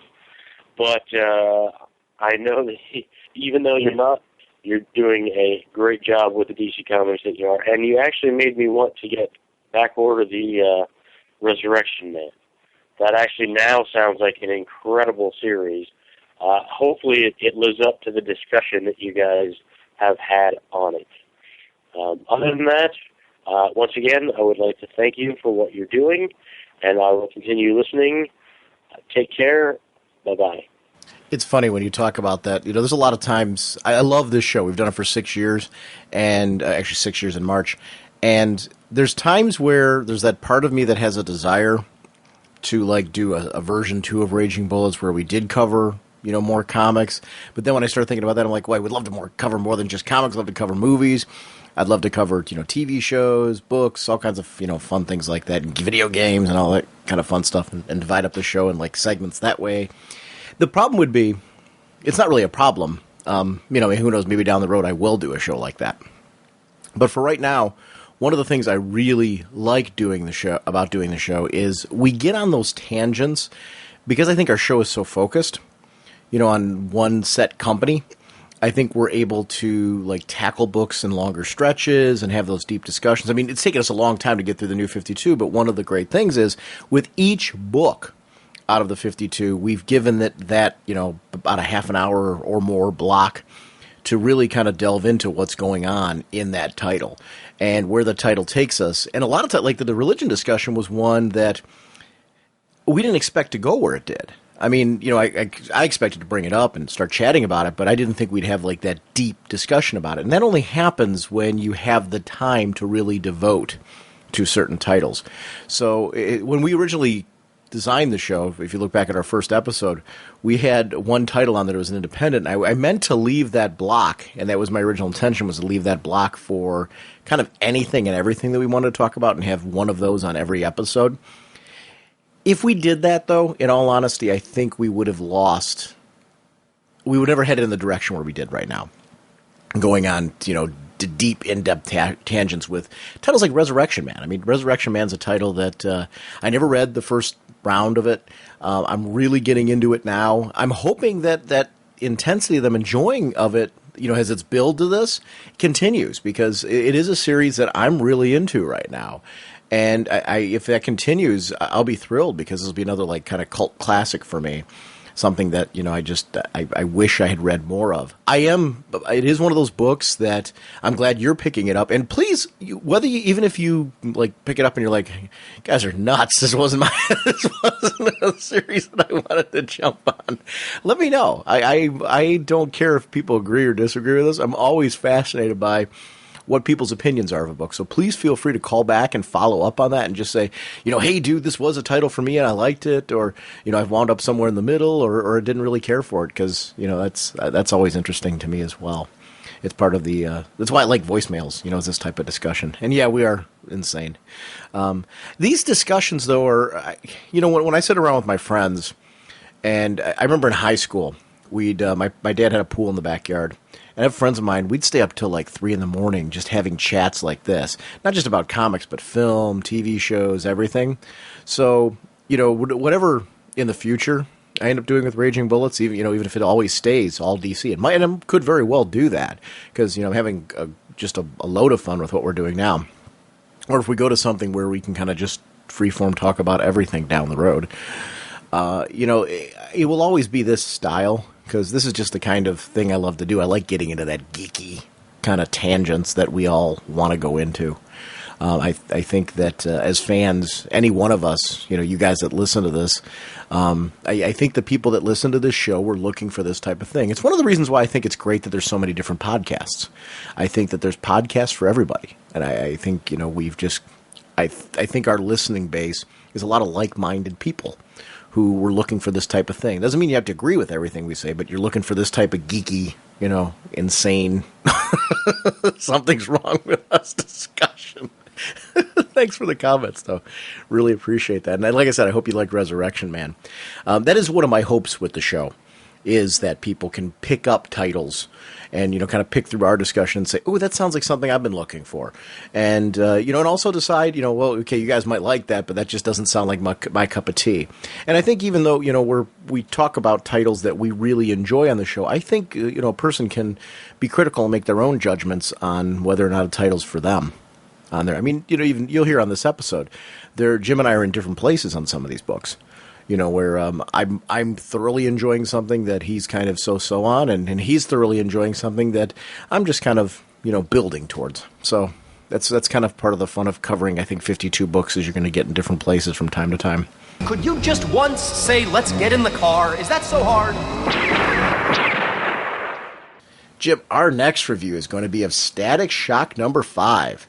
Scott McDaniel story and pencils, Andy Owens inks, Travis Lanham letters, Guy Major colors, Harvey Richards editor, cover by Carrie Randolph with Emilio Lopez, static created by McDuffie, Cohen, Davis, and Dingle.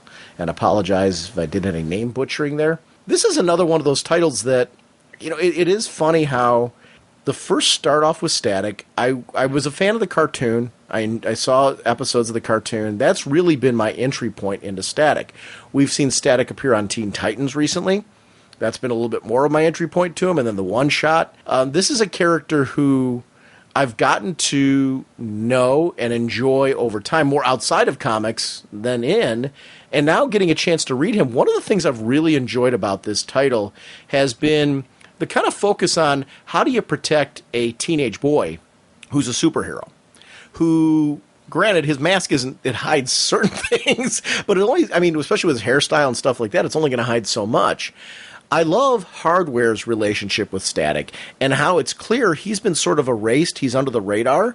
People can't track down who he is in his family. I've loved that exploration, that this is something, as a high school kid, he's got to deal with. How do I be a superhero? How do I keep myself and my family protected?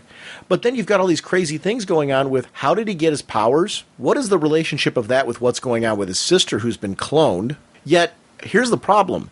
With the sister, I'm not sure I think both of them are real. Like, both of them are really the sister. And that is there two statics as well? Is that what they're trying to imply in some of these issues? What do you think's going on there? Well, I don't see two statics, but with the sisters, I'm definitely thinking one's a clone and one's the real one. But the way the cloning was done, the clone actually thinks she's real. And I don't think there is any malice in her. That I don't think she's trying to pull the wool on the family. She honestly thinks she's the real Sharon. That's who she thinks she is. It's not she's like, I'm, infiltrating the family, or she's trying to, pull a fast one on them. And that was the thing I thought was really cool with the line of questioning when they showed a couple issues ago, where they're asking each one of them the same questioning, and they're answering it the same way. They're thinking the same way. They, in all practicality, they are the same person. Well, Static did run into the guy who referenced that, there was a memory of him, that there was something that connected with him. So I don't know. I think that there's something going on here in the way that Static was created and he got his powers. I don't know. Maybe there's a family relationship there or something. I don't know. There's something more to that story. I don't think that's a throwaway. No. That he thinks that. Well, it could be the whole cloning thing. It's because we're finding out the big bad that's behind the sister. The big bad he's facing appears also to be the people behind the sister. So there is that connection there with cloning. There is that connection going on with them. So he may have run into a clone version of himself. There may be another quote unquote Static out there, but I think there's only one real Static. Yeah, see, well, it all depends on what that process is. That's what's really interesting in the whole thing. What is that process? I don't know. I'm curious on the whole thing.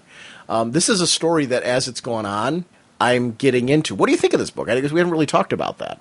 This is definitely a book that, as it's going on, I'm enjoying more. And this issue was a really good. It was funny when we talking about it. This was a point I really did want to talk about, because up to this point I had it was okay. It was a good story. I liked it. It looked kind of cool. There was some neat stuff, but I wasn't really thinking outside the page. I wasn't thinking externally. And for me, the big thing that really pulled this home for me was when he starts explaining his powers. He's underwater, and you figured, he's underwater. He can't do anything. no, it's not electricity, it's electromagnetics. And I love when he starts doing those scientific explaining why he's able to fry a guy who's completely surrounded by rubber, or why he's able to fry the concrete guy, because it's not regular conductives. He's putting an energy chamber around them, and he's making it travel at super speeds, and boom. And I love every time he does that, because I'm like, that is cool. That is thinking beyond what the character can do, because I always saw Static as just being like an electrical guy, or maybe a magnetical, but I never really delved deeply into what his powers are and what he's capable of. And I love seeing that in these past couple issues, especially this one right here, where they really bring it home. Well, and you see from one of his pictures, he looks more like a nerdy kid, prior to all this, when you see the picture. But plus also, tell me you wouldn't, like, if you gained superpowers in high school, and you're taking high school science where your powers are something that could be discussed in that, you're going to start paying attention. And I mean, like, really paying attention to things that are, like, introduced in class, and then looking up further information. This is stuff you're searching for on the internet. You know what I mean? Where now all of a sudden this kid's learning things at school, and obviously through hardware's assistance and things like that. But I do take it as some of this is stuff that Static himself is learning along the way through, his own education. Which I love the relationship between him and Hardware, how Hardware's bringing something to the table. You get to see him use these cool tools and techniques and toys that kind of play off of his powers. They're kind of futuristic, and I don't know, this is a book, I agree with your statement, this is one that's grown on me more over time. It's been an interesting build to this character. This opening arc where you see different groups of kids and then different, beings and creatures and experiments gone wrong that are vying for control. But then you see that the people that are more human looking in these like mob groups have kind of like this sense of, I don't want to trust freaks. You know what I mean? Yeah. I could see them where they're saying, okay, you being a thug and bully and stuff like that, and having this power and being able to kill and take out some of our enemies would be something that would be a benefit to me. And I could see obviously having the most powerful people in your corner, there's going to be a financial benefit on your end. But I love how these guys are all looking at, you're a freak. I don't know how much I trust you. What does that mean mentally for you? In a world where there's the Joker and people like that, and you've got Paleface running around who, has a lot of ties visually to the Joker. How much do you trust any of these people to be, loyal but also reliable? I tell you, the one person I wouldn't make myself look like is the Joker. Right. I would go out of my way to not be appearance of him, just because I wouldn't want to risk, angering the Joker. I wouldn't want to risk that he'll say, "Oh, that's very insulting. I'm going to, kill you in a horrific manner now." That's an area I wouldn't go. And when I first saw him, I was shocked by the fact that he was going that route. I'm like, what kind of guy would actually, come on, dude, it's the Joker. You don't want to mess with that guy. What are you thinking? And that was kind of an intro when I'm seeing these characters play out, and I'm just looking at them going, okay, are you guys really thinking here? You gotta, think two steps beyond where you're at. And the one, group of villains were high tech, and they were the sleek people, and they look like they're prepared and they're planners and they're ready. But even then, when they came up against Static, he was able to take it one step beyond, one step ahead of him.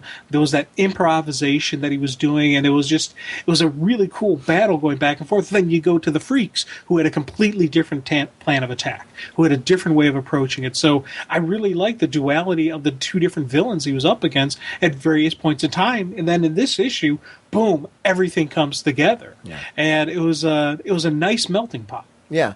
One of the things I've also liked about this, actually one thing I want to say about Paleface before we move on, I don't know that I'd want to look like the Joker right now when the Joker, at least appearingly wise, doesn't seem to have his own face. Yeah. Hey, I need a new face, and you've got one similar.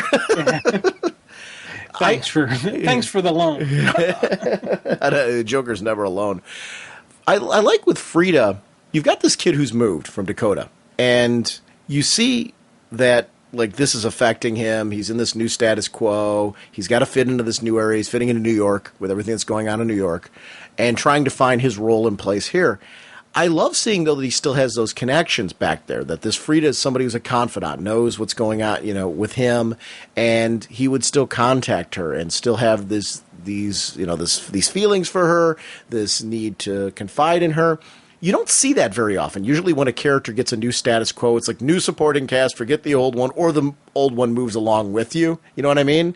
You don't usually see too often this kind of connection to your old status quo as a confidant in this matter, other than with them being like a guest appearance or something. I like the way this is being handled because I think it's very true to a move. I see it with my students. Some of my students, when they move to the new school, they're still writing to their former friends as pen pals. They still have them come over for play dates and stuff like that. I think this is more, especially when you're older, like in Static's case, you were driving over to people's houses and, the internet and phones and things like that. Today's our accessibility and connectability is so much easier. You don't deal with expensive long-distance calls anymore.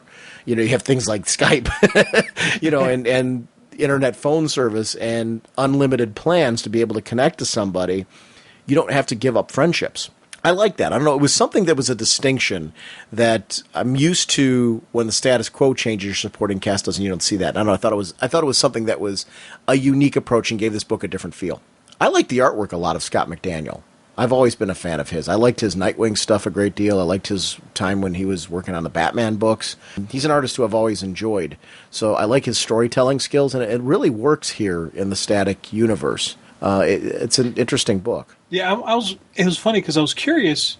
The previous Static readers and the previous Static fans, is this the same style that was in? Because as I said, I'm very new with the comic version of Static.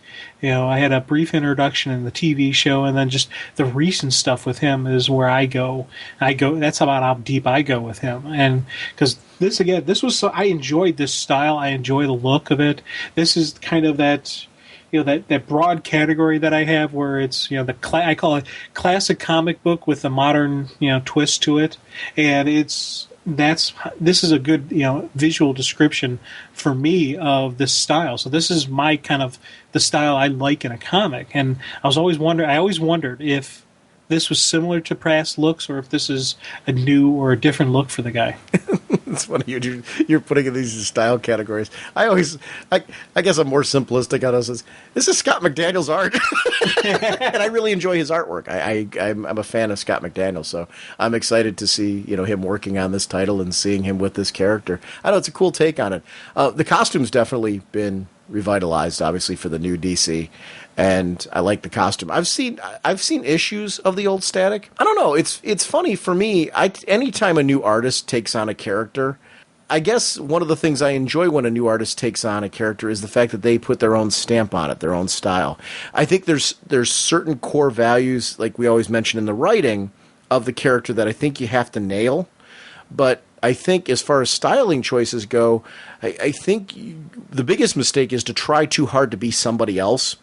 It's to try and do your stamp on who this character is. I think a good artist gets to know a character, and while they're putting their own take on it, fans can feel welcome to the character. So I don't know. I think this is just Scott McDaniel's take on it. I think it's a cool take on it, and it's a story that over time, I like seeing the technology, like how hardware's popping up as like these kind of electronic holograms.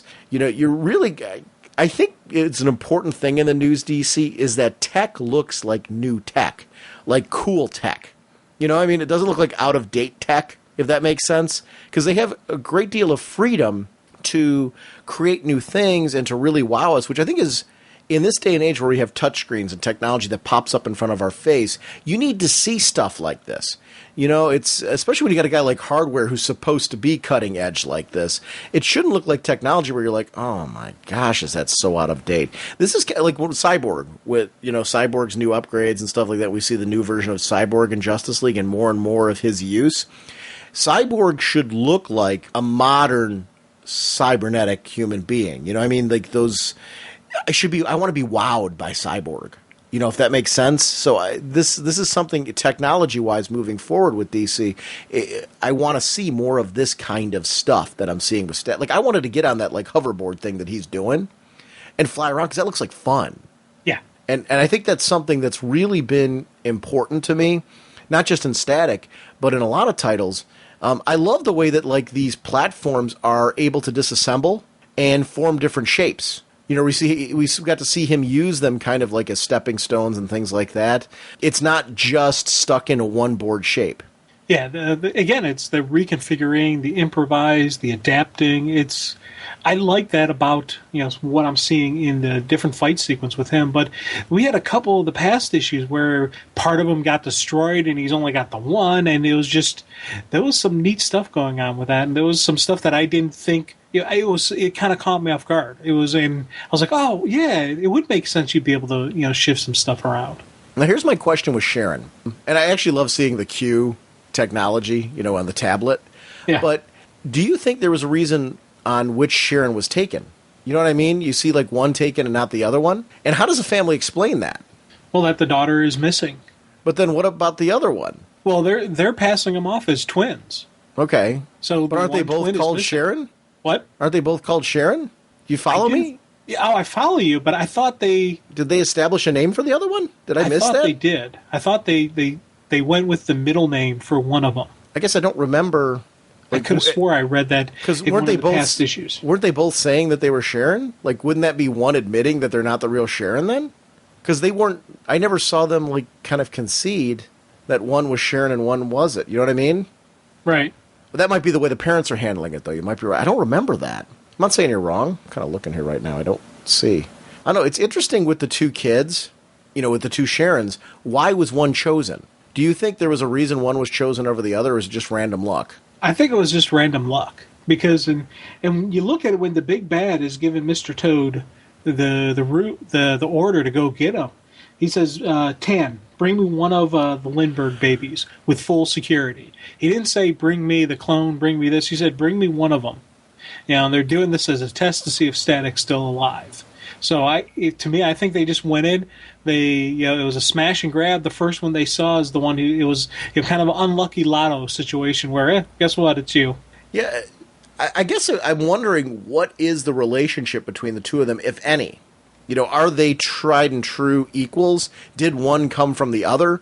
What happens if, like, whatever they're doing, how this Guillotina, who, lets her know it's, her last name is Martina, NECA, call me NECA. Are they going to do to her what happened to NECA? I don't know. All of that just has me interested on, and then what does that mean for the other Sharon? And is she going to be able to help find her?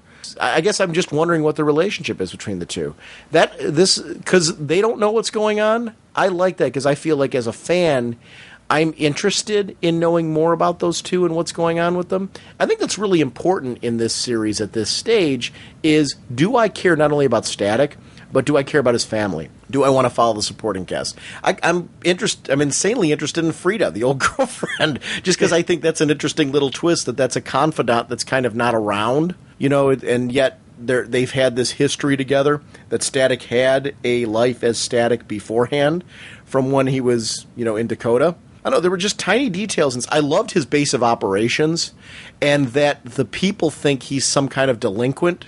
I thought that was a great explanation as far as why they would stay away from him, because they think he's somebody that, like, if they get involved with, they're going to, either be in danger themselves or cause this kid to head down a path that he shouldn't or something like, that he's somebody that they should all be disgusted by. You know what I mean? I just thought that was a neat little twist in the backstory, because you don't often hear that about secret bases of operation, how the people surrounding that area are, like, kind of kept away. Wouldn't they follow and try to see what's going on and get curious at some point?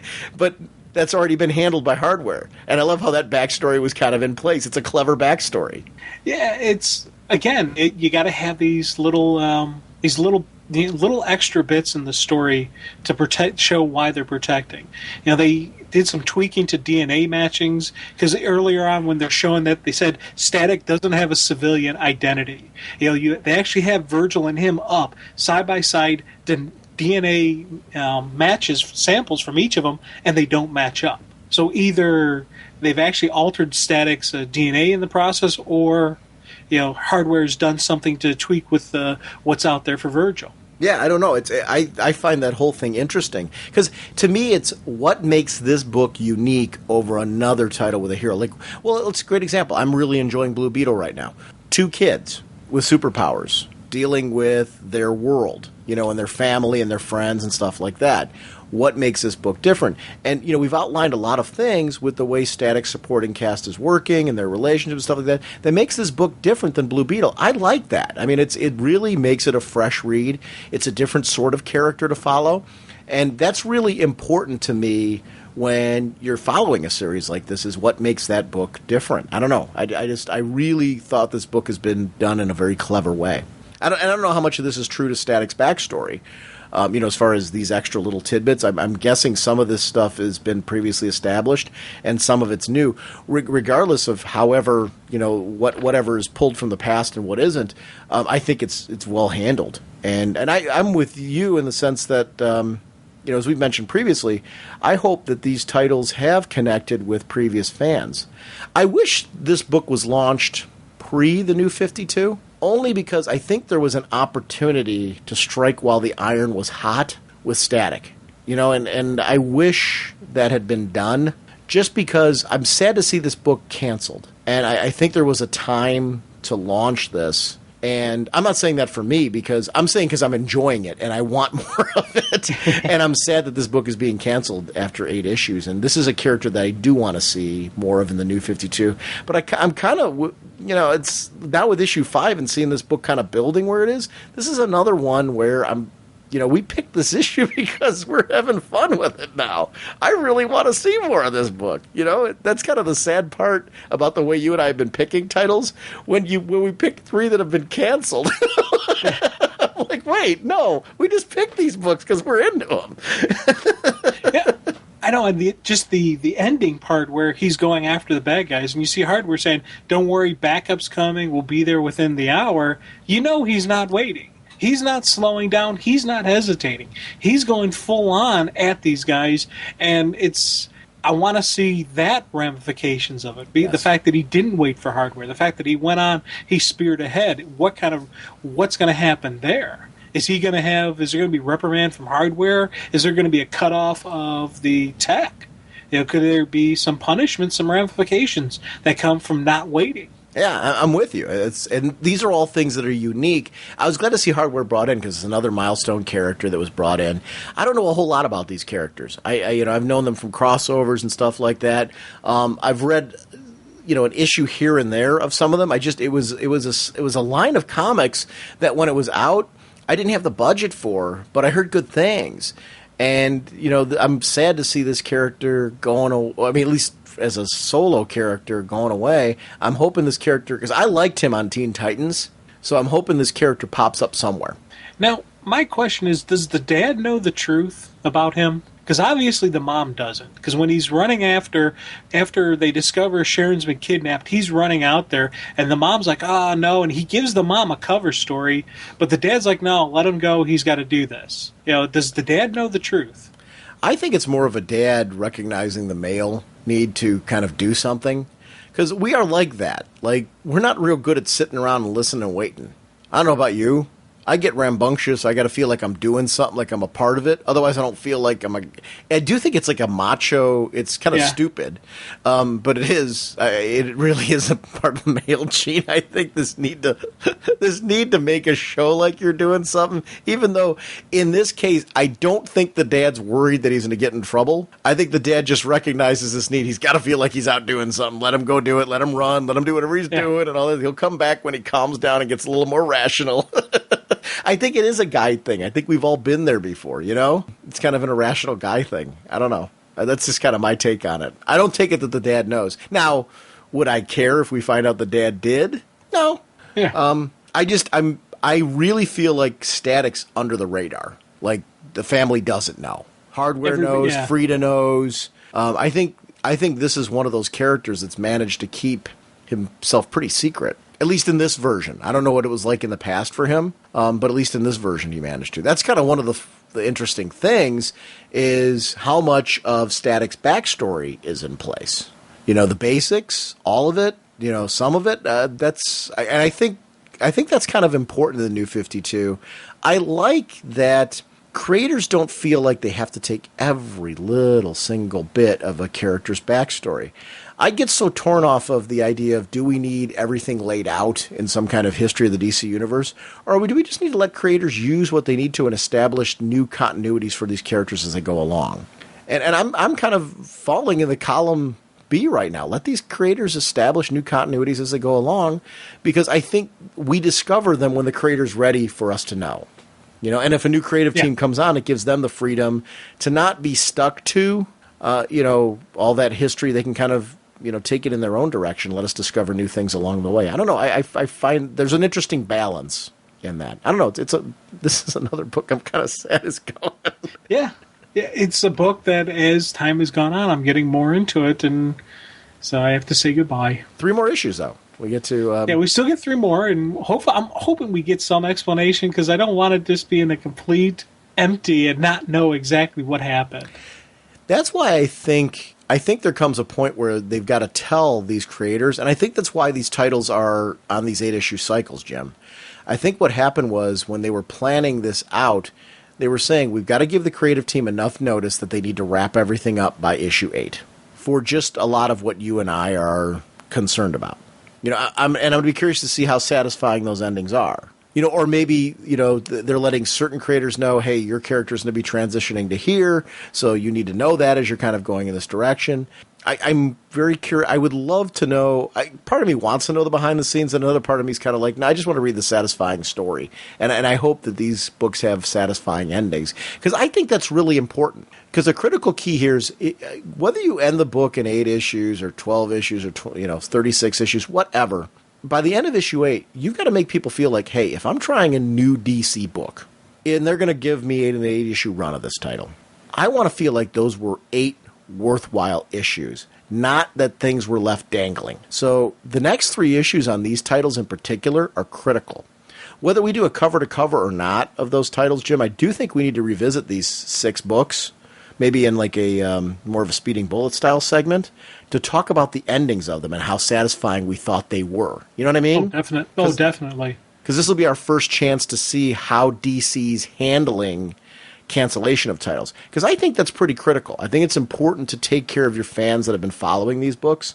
So for me, my anticipation at this point, I'm with you on the glass half full thing. I'm anticipating the next 3 issues of these books.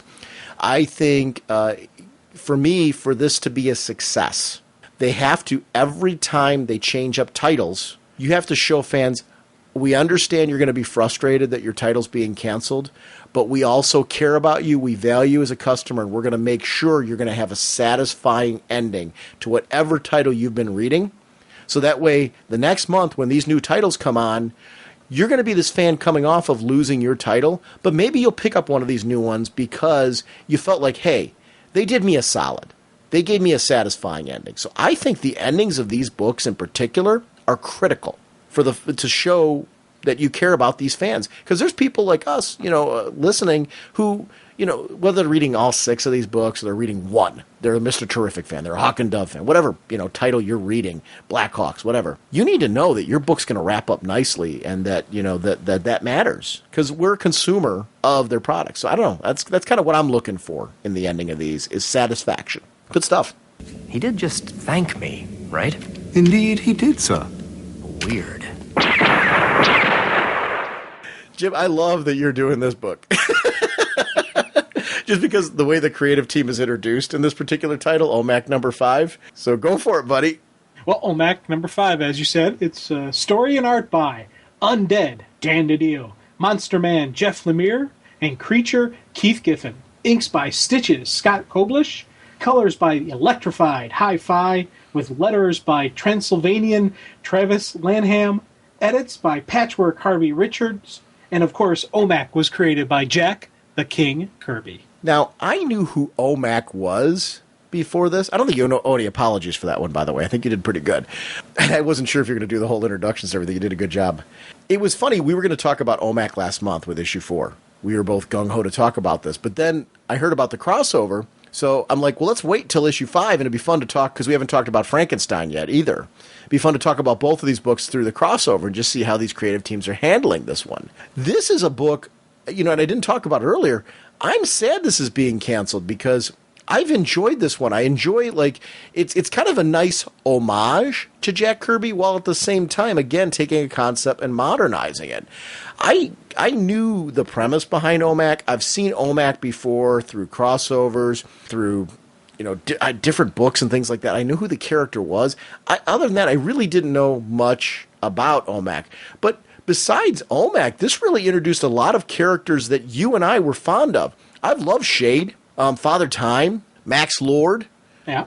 It's you've got Sergeant Steele, just a lot of characters that we haven't seen yet. And, introducing kind of some links and connections to the New Gods and stuff like that. Brother Eye being brought back in. I don't know, all this stuff to me was interesting to see. It's another one, and I guess we're going to sound like a broken record with this, but I think this is really true for character concepts where I didn't know them previously. I need some time to get to know the character before I feel really connected. And that's not something I can often do in 1 or 2 issues. I sometimes need 4, 5 issues to really get a feel for where the creative team's going, to get to know the supporting cast. I need some screen time with everybody. So I am going to sound like a broken record with this, because this is another book that's been growing on me over time. And I needed to see, this character's frustration with Brother Eye kind of taking him out of his regular life. How do you live like this when basically this guy can change you on the fly? We saw the OMAC project concept going on previously. We didn't really get to see it this way when it's kind of a one-on-one deal, where this guy's kind of I wouldn't call him a superhero per se. He's an agent of Brother Eye to kind of do the bidding of Brother Eye in this world where you've got science and government and gods and demons and whatever kind of interacting with each other, all vying for secrets and technology and power and knowledge, and what it really is one of those deals where it's knowledge is power. We're going to go into the whole Schoolhouse Rock thing, but it is something here where these guys are all saying, hey, every movement, every opportunity is a chance to get a one-up, get to know some information that somebody else has and how to be able to use that. So this sentient Brother Eye satellite has created this OMAC as kind of its legs, so to speak, its feet, its ability to physically interact with a world that it can't normally interact with. And I like that. I like seeing that creature, but also how deeply this affects the guy who's on the inside of it, and his world and his relationships and his work, and that he's got to explain himself at his job. And I don't know, this book is one that's grown on me over time, but it wasn't something out of the starting gate. I liked it, but this is like we said with the other ones. There's a reason why we waited to issue 4 and 5 to talk about this book. I wanted to wait till I had something to say, and this is where I really do, and I'm into this now. Where are you at? The journey for me on OMAC from issue 1 till now has been dramatic changes. That first issue of OMAC, I was sitting there like, okay, this is going to last one story arc, and it's gone. I was like, what? I didn't want to put forth the effort. I didn't want to take the energy because I was reading and then I was rereading, and I recognized that the art style and the story style was a strong homage back to Kirby, and I was like, I liked that and I appreciated that. I thought that was kind of a neat thing for them to do it, but I was sitting back going, I really don't want to read this. And this was a story that, issue 1, issue 2 was at the very bottom of my stack. And actually, I think there may have been one of those 2 weeks where I read the week. It took like 2 weeks for me to get to it. When the next week's books came out, I jumped on that one before finishing off the week. And it was just something I was like, it's not for me. I don't want it. But as the story's been playing out, I've been, okay, this is kind of interesting. Okay, yeah. And it was just the interaction between Brother Eye and and Knucklehead here, and it was just everything going on with that. And then we introduced Frankenstein in this issue. I really loved Frank in here, and this was a great issue for me to really pull me in, saying, you know what, I'm glad for this, and I'm excited for Frankenstein to see the continuation of this. Here was the funny part. Actually, a lot of what you were saying I wasn't in the point where I didn't want to read it. I read issue 1. I enjoyed it. I found it an enjoyable read. I stockpiled issue 2 and 3 just because I'm reading so many books, because I'm reading Vertigo titles too that I'm really digging. So it just wound up. I didn't read issue 2 till issue 3 came out. And when I read 2 and 3, it had been so long and I've been reading so many titles, I went back and read issue 1. So I read 1, 2, and 3 back to back, and I was glued. Issue 4, when it came out, I read it right away the week that it was in. That wasn't one of the first reads, but it was in my short stack of reads because by issue 4, I was into OMAC.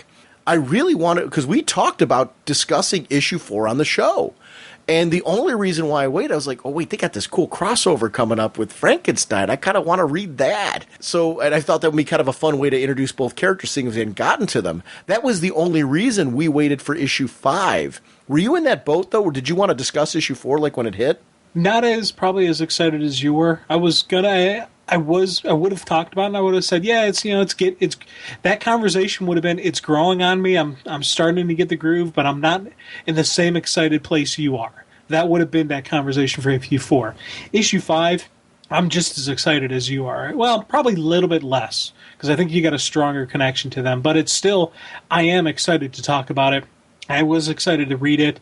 Hearing it's going away, I was like, oh man, I'm just starting to get the groove of it. There's a lot of different ways this could have gone. It's interesting how, and that is one of the interesting things about this, they're not letting, I think what we're learning here right now is trade sales aren't a deciding factor on any of these titles. Because there's no trades out for this. Yeah. The hardcovers haven't been released. There's no collected version of this. There's digital and this. So you got to really see that this is really a factor as far as like word of mouth isn't generating anything as far as this title goes. Because see, for me, I like to read the whole story. Although I'll pick up a book on issue 3 based on word of mouth, and if I like it, go back and grab 1 and 2 because I want the whole thing. I don't know how accurate that is to the way comics are nowadays. How many people will just go, that book's already ongoing. Maybe I'll just wait for the trade. I think we're kind of used to the wait for the trade mentality, which, because a lot of our listeners have said on certain series when they've called in and through forums and Facebook and Google Plus and all that stuff, wherever, one of the comments that I see more often than not is, I'm reading this, and this. I'm waiting for the trade on this, and this because I'm kind of on the fence or budget-wise or whatever.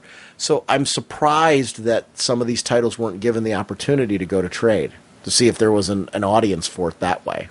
Because I think we are in an era where I know there's books you read where you wait for the trade on them. Yeah. So I don't know. It's an interesting puzzle on this one. This is one in particular I'm sad to see go because it has grown on me as time goes on. I like the art homage. And I want to be careful when I say homage because it's not a cloning of Kirby's art. It's an homage while at the same time putting your own stamp on it. I'm a big fan of the visual style of this book. It took a few issues for it to grow on me, but I like the modern take on it because the technology's all modern, which is really important when you got a place like Cadmus, and you see it in Metropolis and you see them walking around with tablets. I like the amount of tablets we're seeing in these books because that's very common nowadays. And the technology should be sleek and flat and easy to access and should look flashy.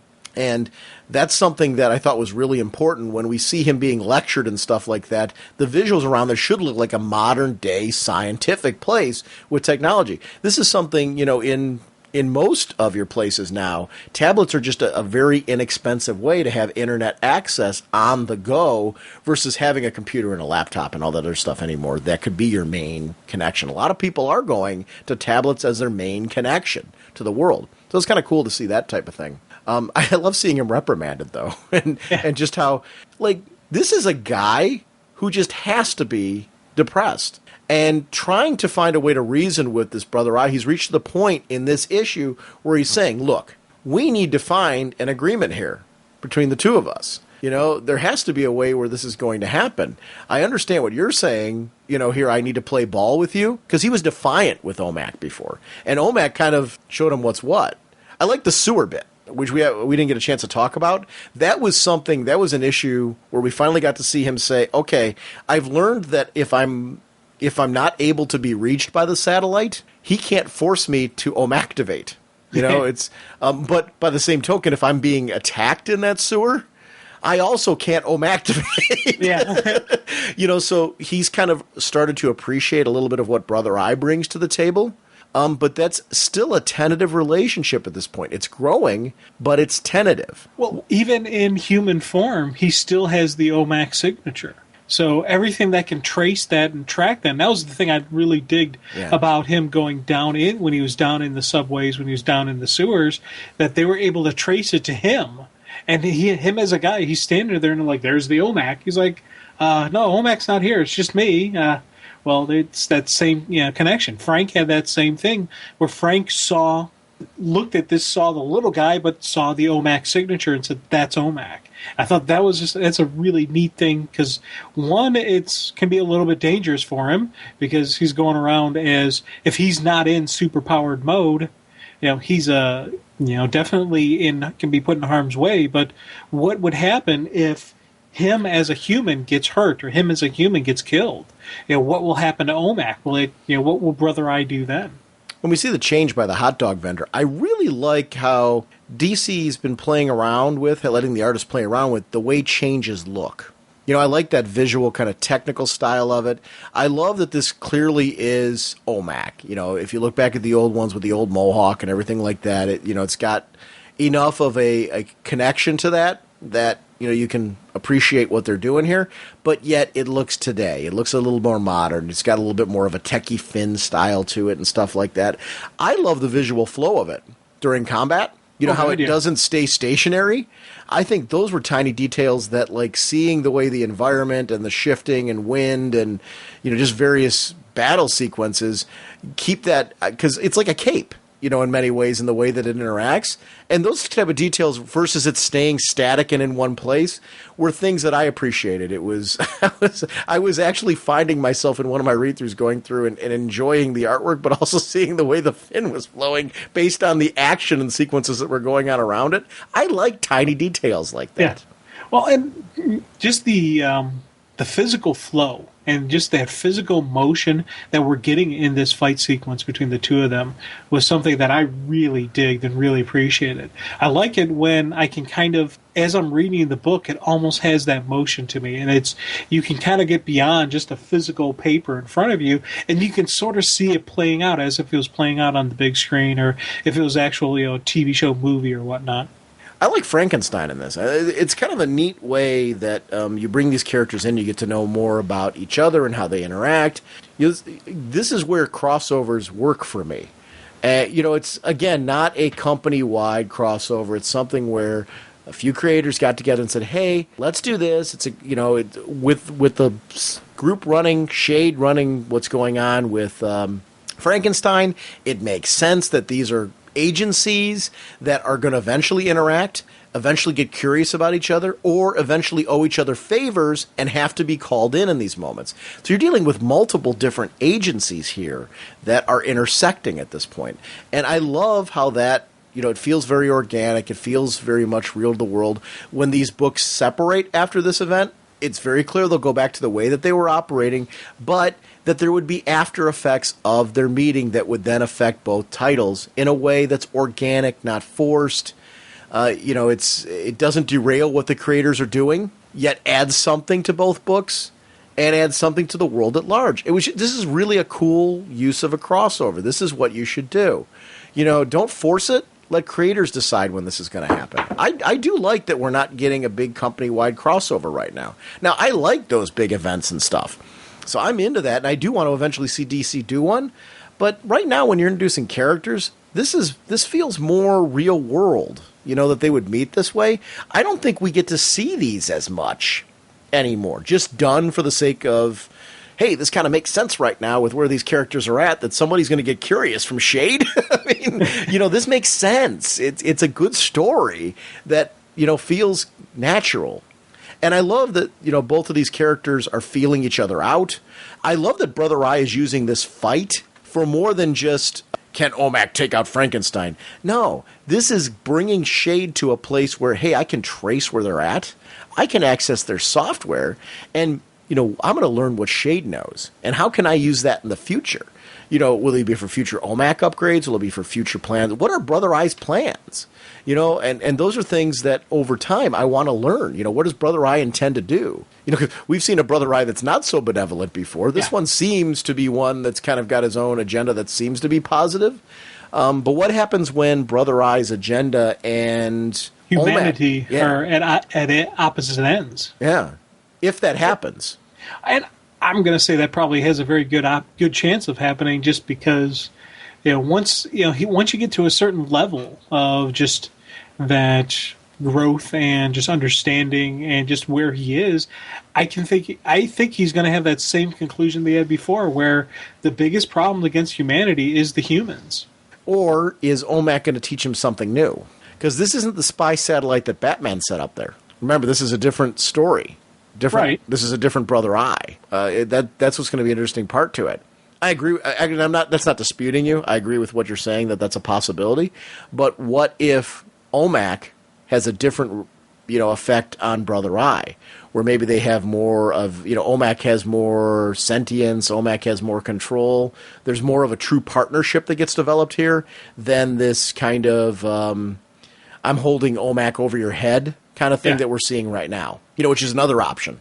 Exactly. Yeah, there's a couple of different ways this could go. And it was funny, when first read through this issue, I was really focused on just the action sequences, because these were some really cool looking, just combat, moments. But I digged on my second and third read through. I liked getting into the psychological warfare and just the strategy behind, with Brother Eye and with Father Time and Shade, and where they were going with that, and even just started thinking about what could happen between Cadmus and Shade in the future, and just started thinking a little bit outside the box here, just off page. What about this? What could happen here?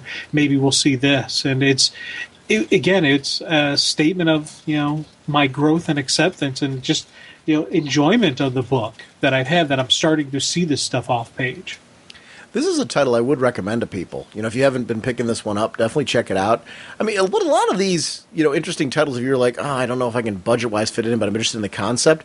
Well, some of these books, even though they're being canceled, will you pick up a book that's canceled? If you hear good things about it, Jim, does that, will you grab that, and go back and read it just to, if you knew it was an 8-issue title, and you're like, or does the fact that the book's canceled, does that shy you away? What happens with you?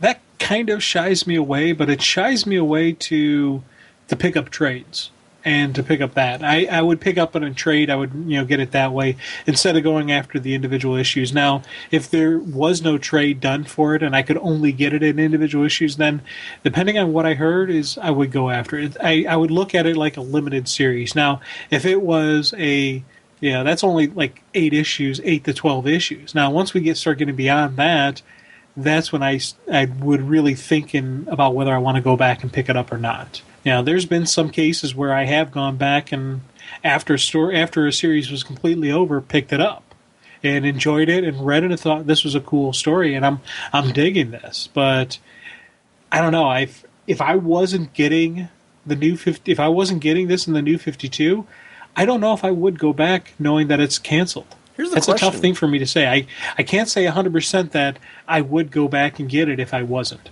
Here's a question I have. How do you collect this? Because this issue leads into Frankenstein. Right. And then back into OMAC. Now, I'm guessing you could end this issue, go into the next issue, and you're going to be just fine. Because they're pretty creative on that. But this is an interesting thing with these crossovers, and this has always been an issue when you do stuff like this. How do you collect it? I guess you got to just collect OMAC, right? Yeah, I'm thinking they're just going to collect OMAC and just collect Frankenstein. Yeah. Keep them separate. Which makes sense. I did like the sequence where there was no sound effect and they had your own. I like the editor's note. I like that kind of stuff. That's kind of a nice little throwback that I like editor's notes. I'm glad to see them appearing from time to time where necessary. But that was a beautiful shot. And it was really the two, showing how much power the two have. I also like what happened when Brother Eye made the disconnect and said, it's time to leave. This is not a battle you need to win. There's no point in doing this. And we never really get to see the ending of the two. He's pulled out, and along with Frankenstein's arm. I don't know. And when you're brought back to sentience and you kind of don't know everything that's happened. See, because he doesn't know everything. Like, I wonder how much he remembers of being OMAC. Does he remember any of it? See, you'd think if he remembered anything, he would remember the big arm. Yeah, right. And that really shocked him and surprised him. He didn't even, in a way, it looked like he didn't even know whose arm it was. So he wasn't even familiar with who he fought or what had happened. Yeah, and I like that. I like that kind of... I guess here's what's happening. Is there a subconscious that he can access? Will we start to see some of that bleed over? Because then the question becomes, is that a two-way street? Well, OMAC's actually seemed like he's a little bit more chatty than he was in the beginning. Mm-hmm. So it's like his personality is starting to bleed into OMAC. Like, he had that line with Frankenstein where he was like, I don't like sewers, but I like you less. Yeah, right as the punch. And that, was more than what he was talking in the very beginning of the series, where it was more just grunts and groans and screams. So we are seeing a blending. We are seeing a little bit of a personality and or intelligence, from the host. So you would think that as time goes on, there would be a more symbiotic relationship and not just a possession. Yeah, I'm going to be curious. I'm going to be curious. And we got 3 issues. I hope we get to see some of that in the 3 issues between the two, or we see these characters appearing further on beyond that. I wouldn't mind seeing him team up from time to time with Frankenstein if they somehow could become friends. There's a lot in this book that is being set up here that. You're not going to be able to wrap up everything for this. Yeah. I think you'll be able to wrap up everything you need to in such a way to kind of let this kind of live on in the DC universe, which is great. It is a book with just a lot of potential, a lot being set up. I liked seeing what was going on with Father Time and OMAC in that sequence. Yeah. And Brother Eye, I should say. The intensity of, I've got you, no, I'm one-upping you, no, I'm one-upping you, I've planned for you. That stuff was a lot of fun. And I can't wait to read the second. Actually, next episode we can say for sure we will be discussing Frankenstein, Agent of Shade, because we deliberately waited to do the crossover on that end as well. I'm going to need something to wear in a very big truck. Sure. Anything else? I'll need some guys. Not these guys, because, well, they're kind of dead.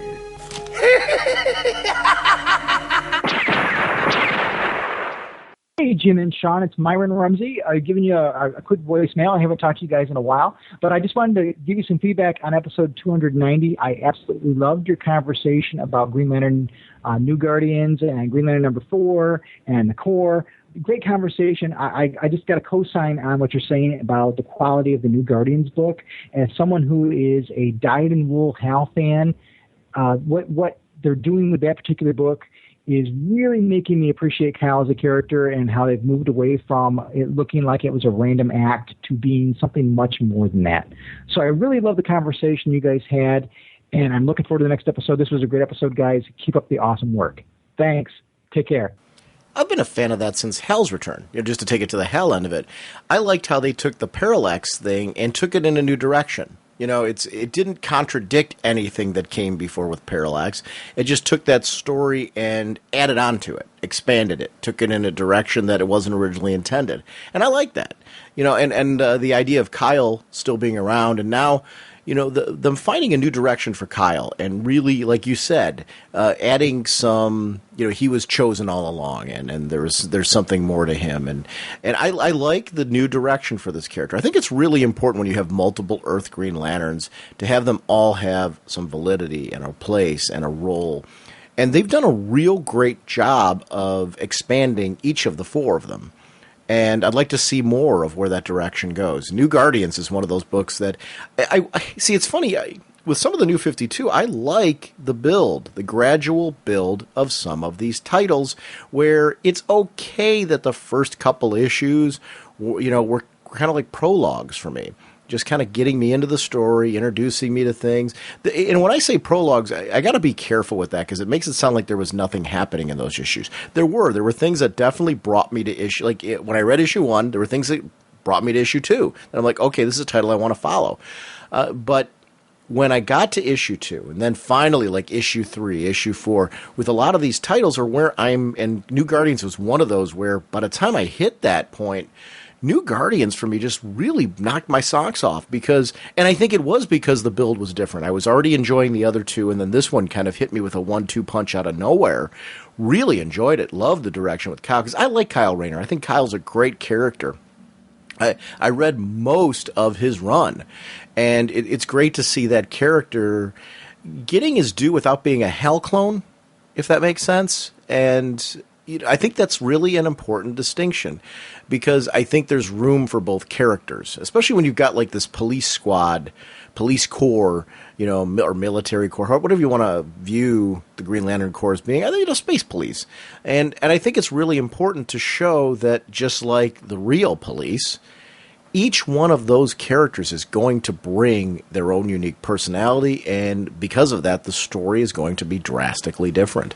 And even their career decisions are going to be drastically different. I like that. I mean, that's, that kind of adds a reality to it that, matches the real world when you're dealing with police. I don't know. That's something I found that kind of neat. So, and as always, please listen to the blog of OA. And I actually want to shout out to, I didn't mention this back with Alternate Reality. Make sure to check out Alternate Reality. For any of our friends that are podcasters and things like that, please, when you call in, make sure you identify your shows, websites, things like that. I'm a big fan of cross-promotion. A lot of you shout us out on your websites, or, make mention of us on your podcasts, or any way that you do that. And I really hope that people through Facebook and Twitter and our forums and our show feel free to, promote what you're doing out there, because we've been very lucky, I think, from the community that we're a part of. And I think that's really essential that, we just kind of keep that going. So Myron's been a terrific friend of the show. Charlie's been a great friend of the show. As Charlie mentioned, we were hanging out at the Mid-Ohio Con and really had a great time hanging with him. I really enjoy that about conventions. With my schedule, I haven't been able to get to as many conventions in the last year as I normally like to. But that's something, conventions are very different now. Due to podcasting and online communities and stuff like that. And I do encourage you, when you go to conventions, make sure to let people know that you're going, because, it's great now to be able to like sit with somebody at a panel and, then talk about it afterwards, or even just stand on the show floor, like, in between shopping and talk comics, and these things that we've wanted to discuss. Maybe get a recommendation or two of something that somebody grabbed at a dollar bin that they've been looking for, and asking them why, and finding that that's a title that you wanted to pick up as well, and doing some digging for that. I don't know, it's something that's kind of cool about conventions and just this whole community. So thanks again, Myron and Charlie. Okay, now that I've composed myself, this is Matt_Megas on Twitter again. Hopefully I can get through this thing without cursing like a sailor. Anyway, as I was trying to say, I'm rather upset that they're canceling several series, 6 series, after what will be issue 8 in April. Final sales haven't come in for these, so they're really canceling them based on basically 6 issues or 5 issues, which I find a little disturbing. But, business is business. I still have a hard time believing that OMAC, well, the story, like I said, was sort of, didn't really catch fire with me. The artwork there, you could see that Keith was really trying to capture Kirby's style as sort of an homage, and that was, I thought that was absolutely lovely. But the ones I'm really broken up about are Static Shock and Mr. Terrific. I think both of these were incredibly fun reads. And the Static Shock story took a while to get moving, but it felt very much like a static story, as if the original writer, whose name escapes me at the moment, rest in peace, Dwayne McDuffie, is that it? I'm sure you guys will correct me if I'm wrong. It felt like one of his stories. It felt like the same character. It felt like the same situation, although they'd moved to New York, I thought it was a pretty solid book. Although pacing was a little slow. And Mr. Terrific, I mean, you guys pretty much said it all in your review, but fantastic. I thought it was really, really picking up steam.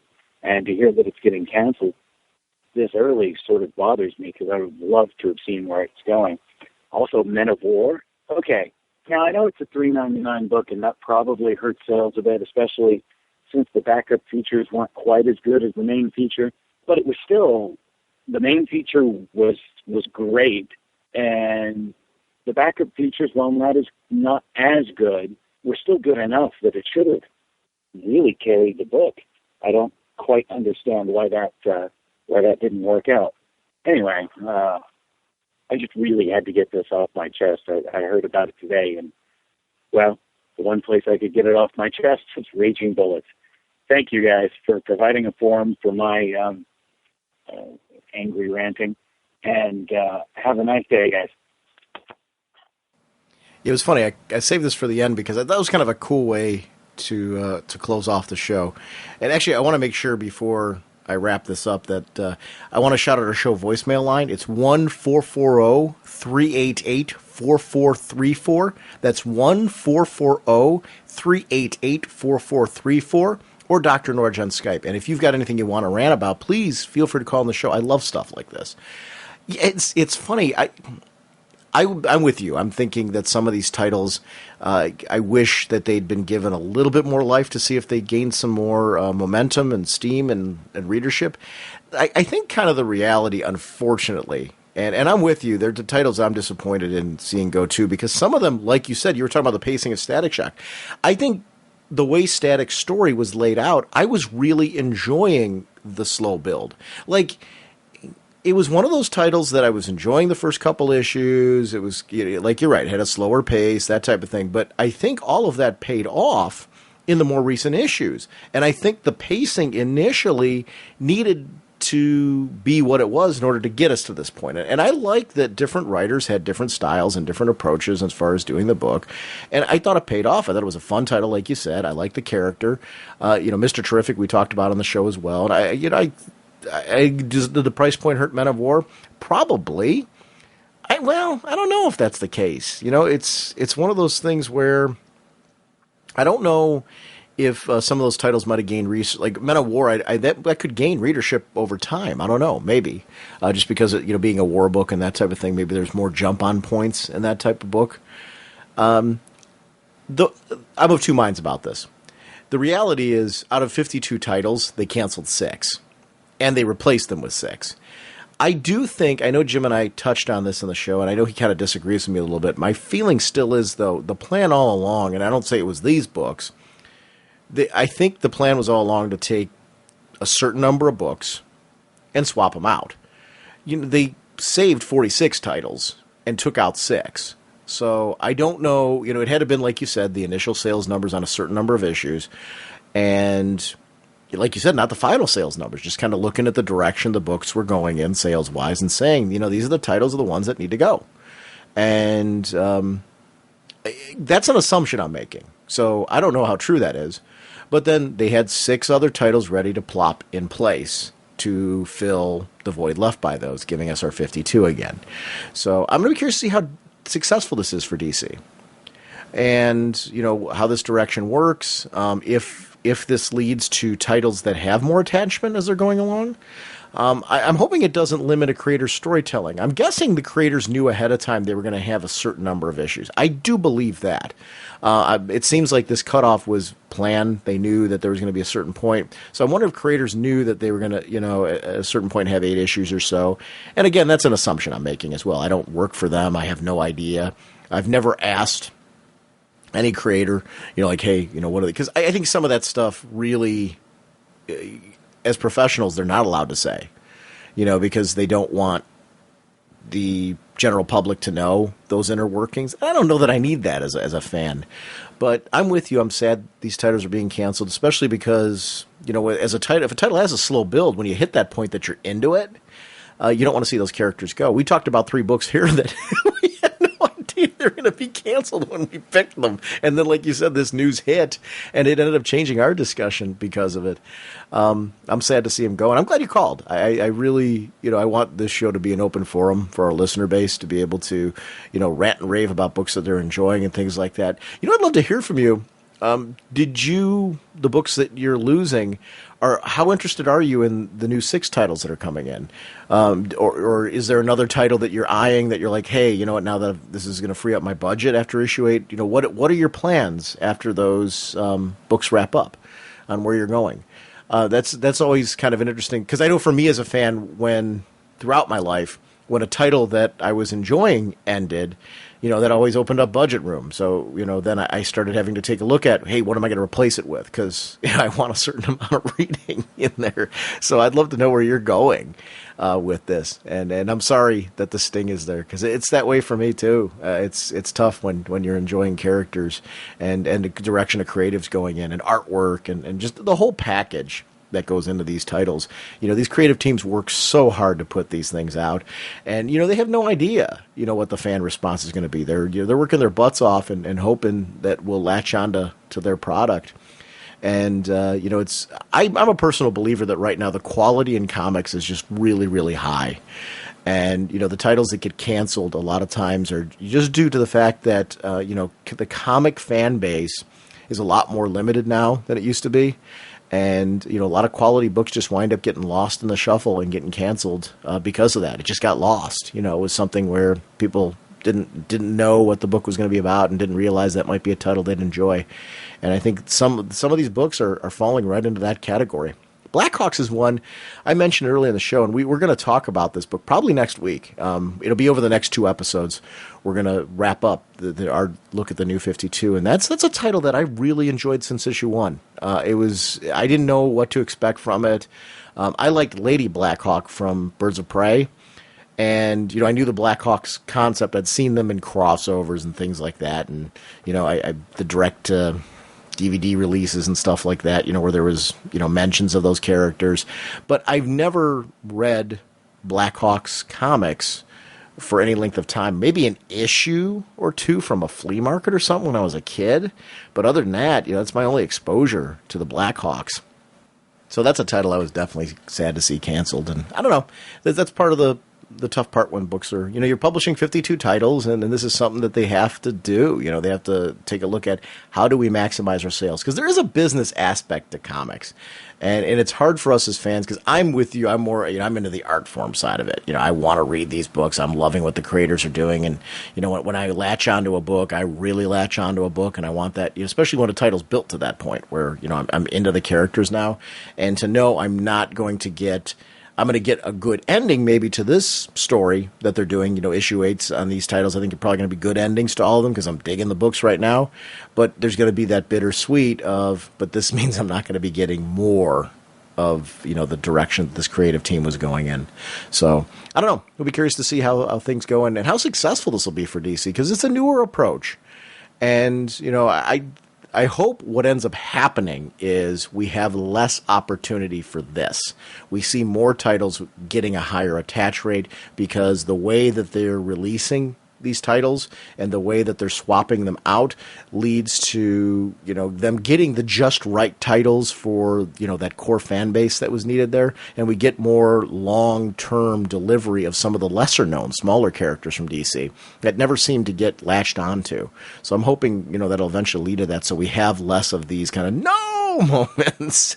I'm glad it was only 6 though. I know it seems like a bigger number.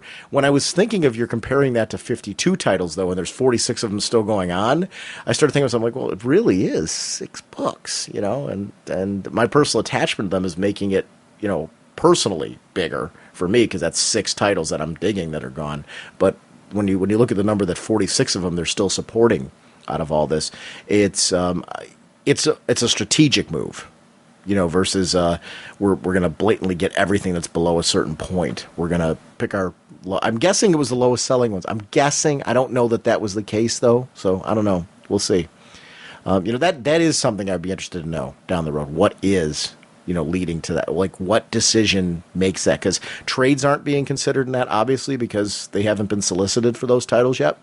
So it's not trade sales. It's straight, I don't know if it's straight pre-order sales, what, the comic shops are purchasing. I don't know how much digital is playing a factor in that. I'm wondering what numbers they're looking at to make those decisions, because something drove that. So it had to have been the initial sell-through of the first, I'm guessing 2 to 3 issues. Had to be 3, because I don't think issue 4 would have factored into that. Maybe then, though, the purchases of those titles? How much did the drop-off go of reordering from comic shops? Because that might be the deal where, comic shops said after maybe issue 1 and 2 or issue 3, we're going to drop down drastically the ordering on those titles based on what our people that walk in the shop are doing. So I'd be curious with digital, though, how much they're taking that into account. That is the one area with digital. Digital was mentioned to a phone call earlier. That would be something where I'd be curious to see how much they're looking at those numbers. Is digital something where it's so much in its infancy that they aren't looking at those numbers yet? Or is it something where they're taking them into a much higher account than we're realizing, and that's helping them make more strategic decisions? I don't know. I would be very curious on that end, to see how they arrived at that, because the trades weren't considered at all. Because there's none to consider, which that's says something for the wait for the trade audience. And I would suggest that, if you're somebody, I'm not insulting anybody who waits for the trade. If you like reading trades, keep reading trades and you go that route. So please don't take this as anything like that. But if it's a title where you're like, I want to read it and I would like to support it, make sure you're getting the monthlies right now, because I think the message we're receiving here is the wait for the trade is not going to help a book continue on if you like a concept. And I would say that specifically applies to the smaller concepts. Obviously, if you're like a Batman fan and you like waiting for the trade for the Batman books, you're pretty safe there, to continue reading and enjoying it that way. But if you like something like a Static Shock, that's a smaller title. You want to support that in the monthly or in digital or something, where you can have your number count. And that's just kind of a lesson I think we're kind of learning here as far as the state of the current industry in comics. So, I don't know, kind of cool. Thanks for the phone call. I want to quickly, before we wrap up the episode, shout out Twitter, Facebook, our show forum, Google+, all those places. I have personal pages on both Google+ and Facebook. I'm probably most active on Facebook, just because Google Plus is kind of new to me, especially on my personal page on Facebook and the Raging Bullets one. But we have also a group on Facebook, which is really active, and I really want to appreciate the people there. The forum, as I mentioned before, very active. The Twitter account that we have, if you ever want to know what's going on with the show, we do a WordPress website, and I have a app on there that publishes right to Twitter. And it will publish any articles that I post up, polls, things like that. Especially, I think for people what people really want to know is when's the episode coming out, what's the content going to be, things like that. Anytime I'm posting that stuff, I post to our website first, and then it goes right to Twitter. So if you're a Twitter fan and you want to know updates about the show, certainly, friend us on Twitter, follow us on Twitter, and we'd love to have as many of you as possible following that. And I really appreciate. There's been a lot of our friends in the podcast community and the comic community who have been shouting out our show on Twitter and Facebook and Google and all over the internet. And we rely on that heavily. There's for any podcast out there, there's no advertising budget that we have. We do these, all of us do these things as labors of love. And, we're very fortunate because I think the comic book podcasting community is some of the best listeners around. You really go out of your way to support our shows by, really just letting people know that we're here. And, I've had people from comic book shops let me know that, people walked into their shop and mentioned our podcast. And, just little tiny things like that. You may think you're just telling one person, but that's one more person then that's checking out our show that maybe didn't know we existed beforehand. Maybe didn't know that podcasting existed beforehand. So maybe they didn't wind up becoming a Raging Bullets listener, but maybe they listened to, Daryl Taylor's podcast from the Taylor Podcasting Network, or, any of Myron's, Alternate Reality, Comic Timing, Comic Tube, any of the, great shows that we've been connected with. I keep going through the list. I'll be here for hours. But I do think that's really an important value to what happens here in this community. So thank you very much for that. It's something that I deeply appreciate. I don't get to talk about too much on the show, but I think the ending of the show is really just kind of a good time to do just kind of a quick thank you to everybody at this time of the year as we head into 2012. So thanks. I just kind of really appreciate that. I appreciate all of you, and let's wrap up the show. So, who's got a camera? Ooh, get one of me and the kid first. Then you and me, then the three of us, and then one with the crowbar. Then...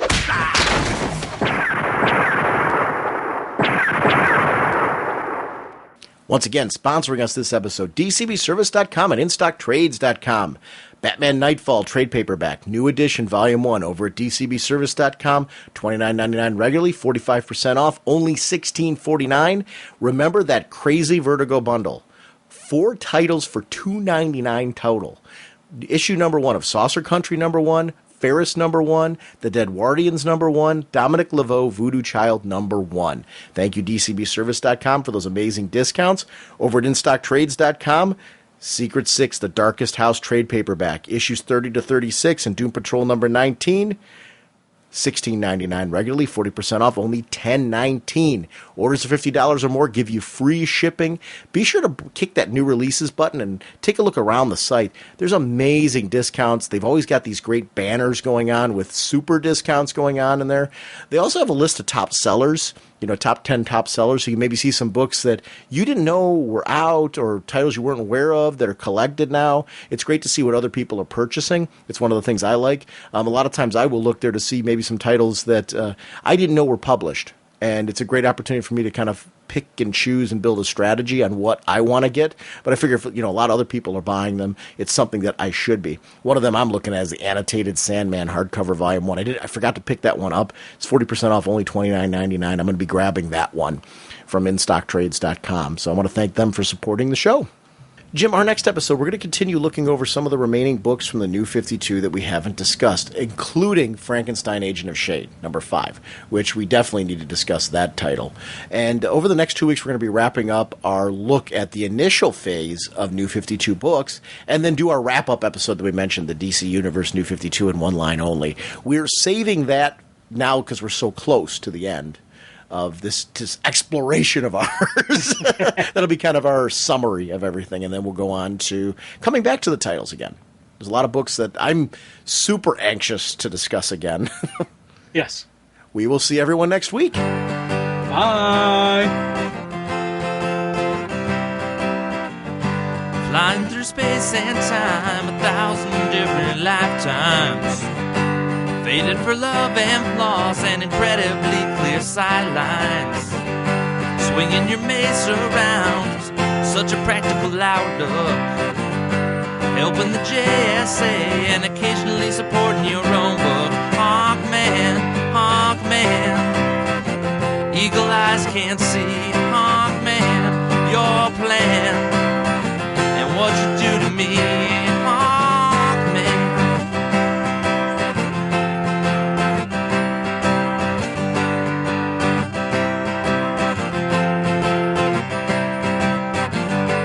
Villains are closing in, be they Thanon Guard or Egyptian. Working so hard to thwart you and Hawkgirl's mission. The odds are not on your side, and danger seems to stack up. Things would be so much easier if you would just call for backup. Hawkman, Hawkman. Eagle eyes can't see your plan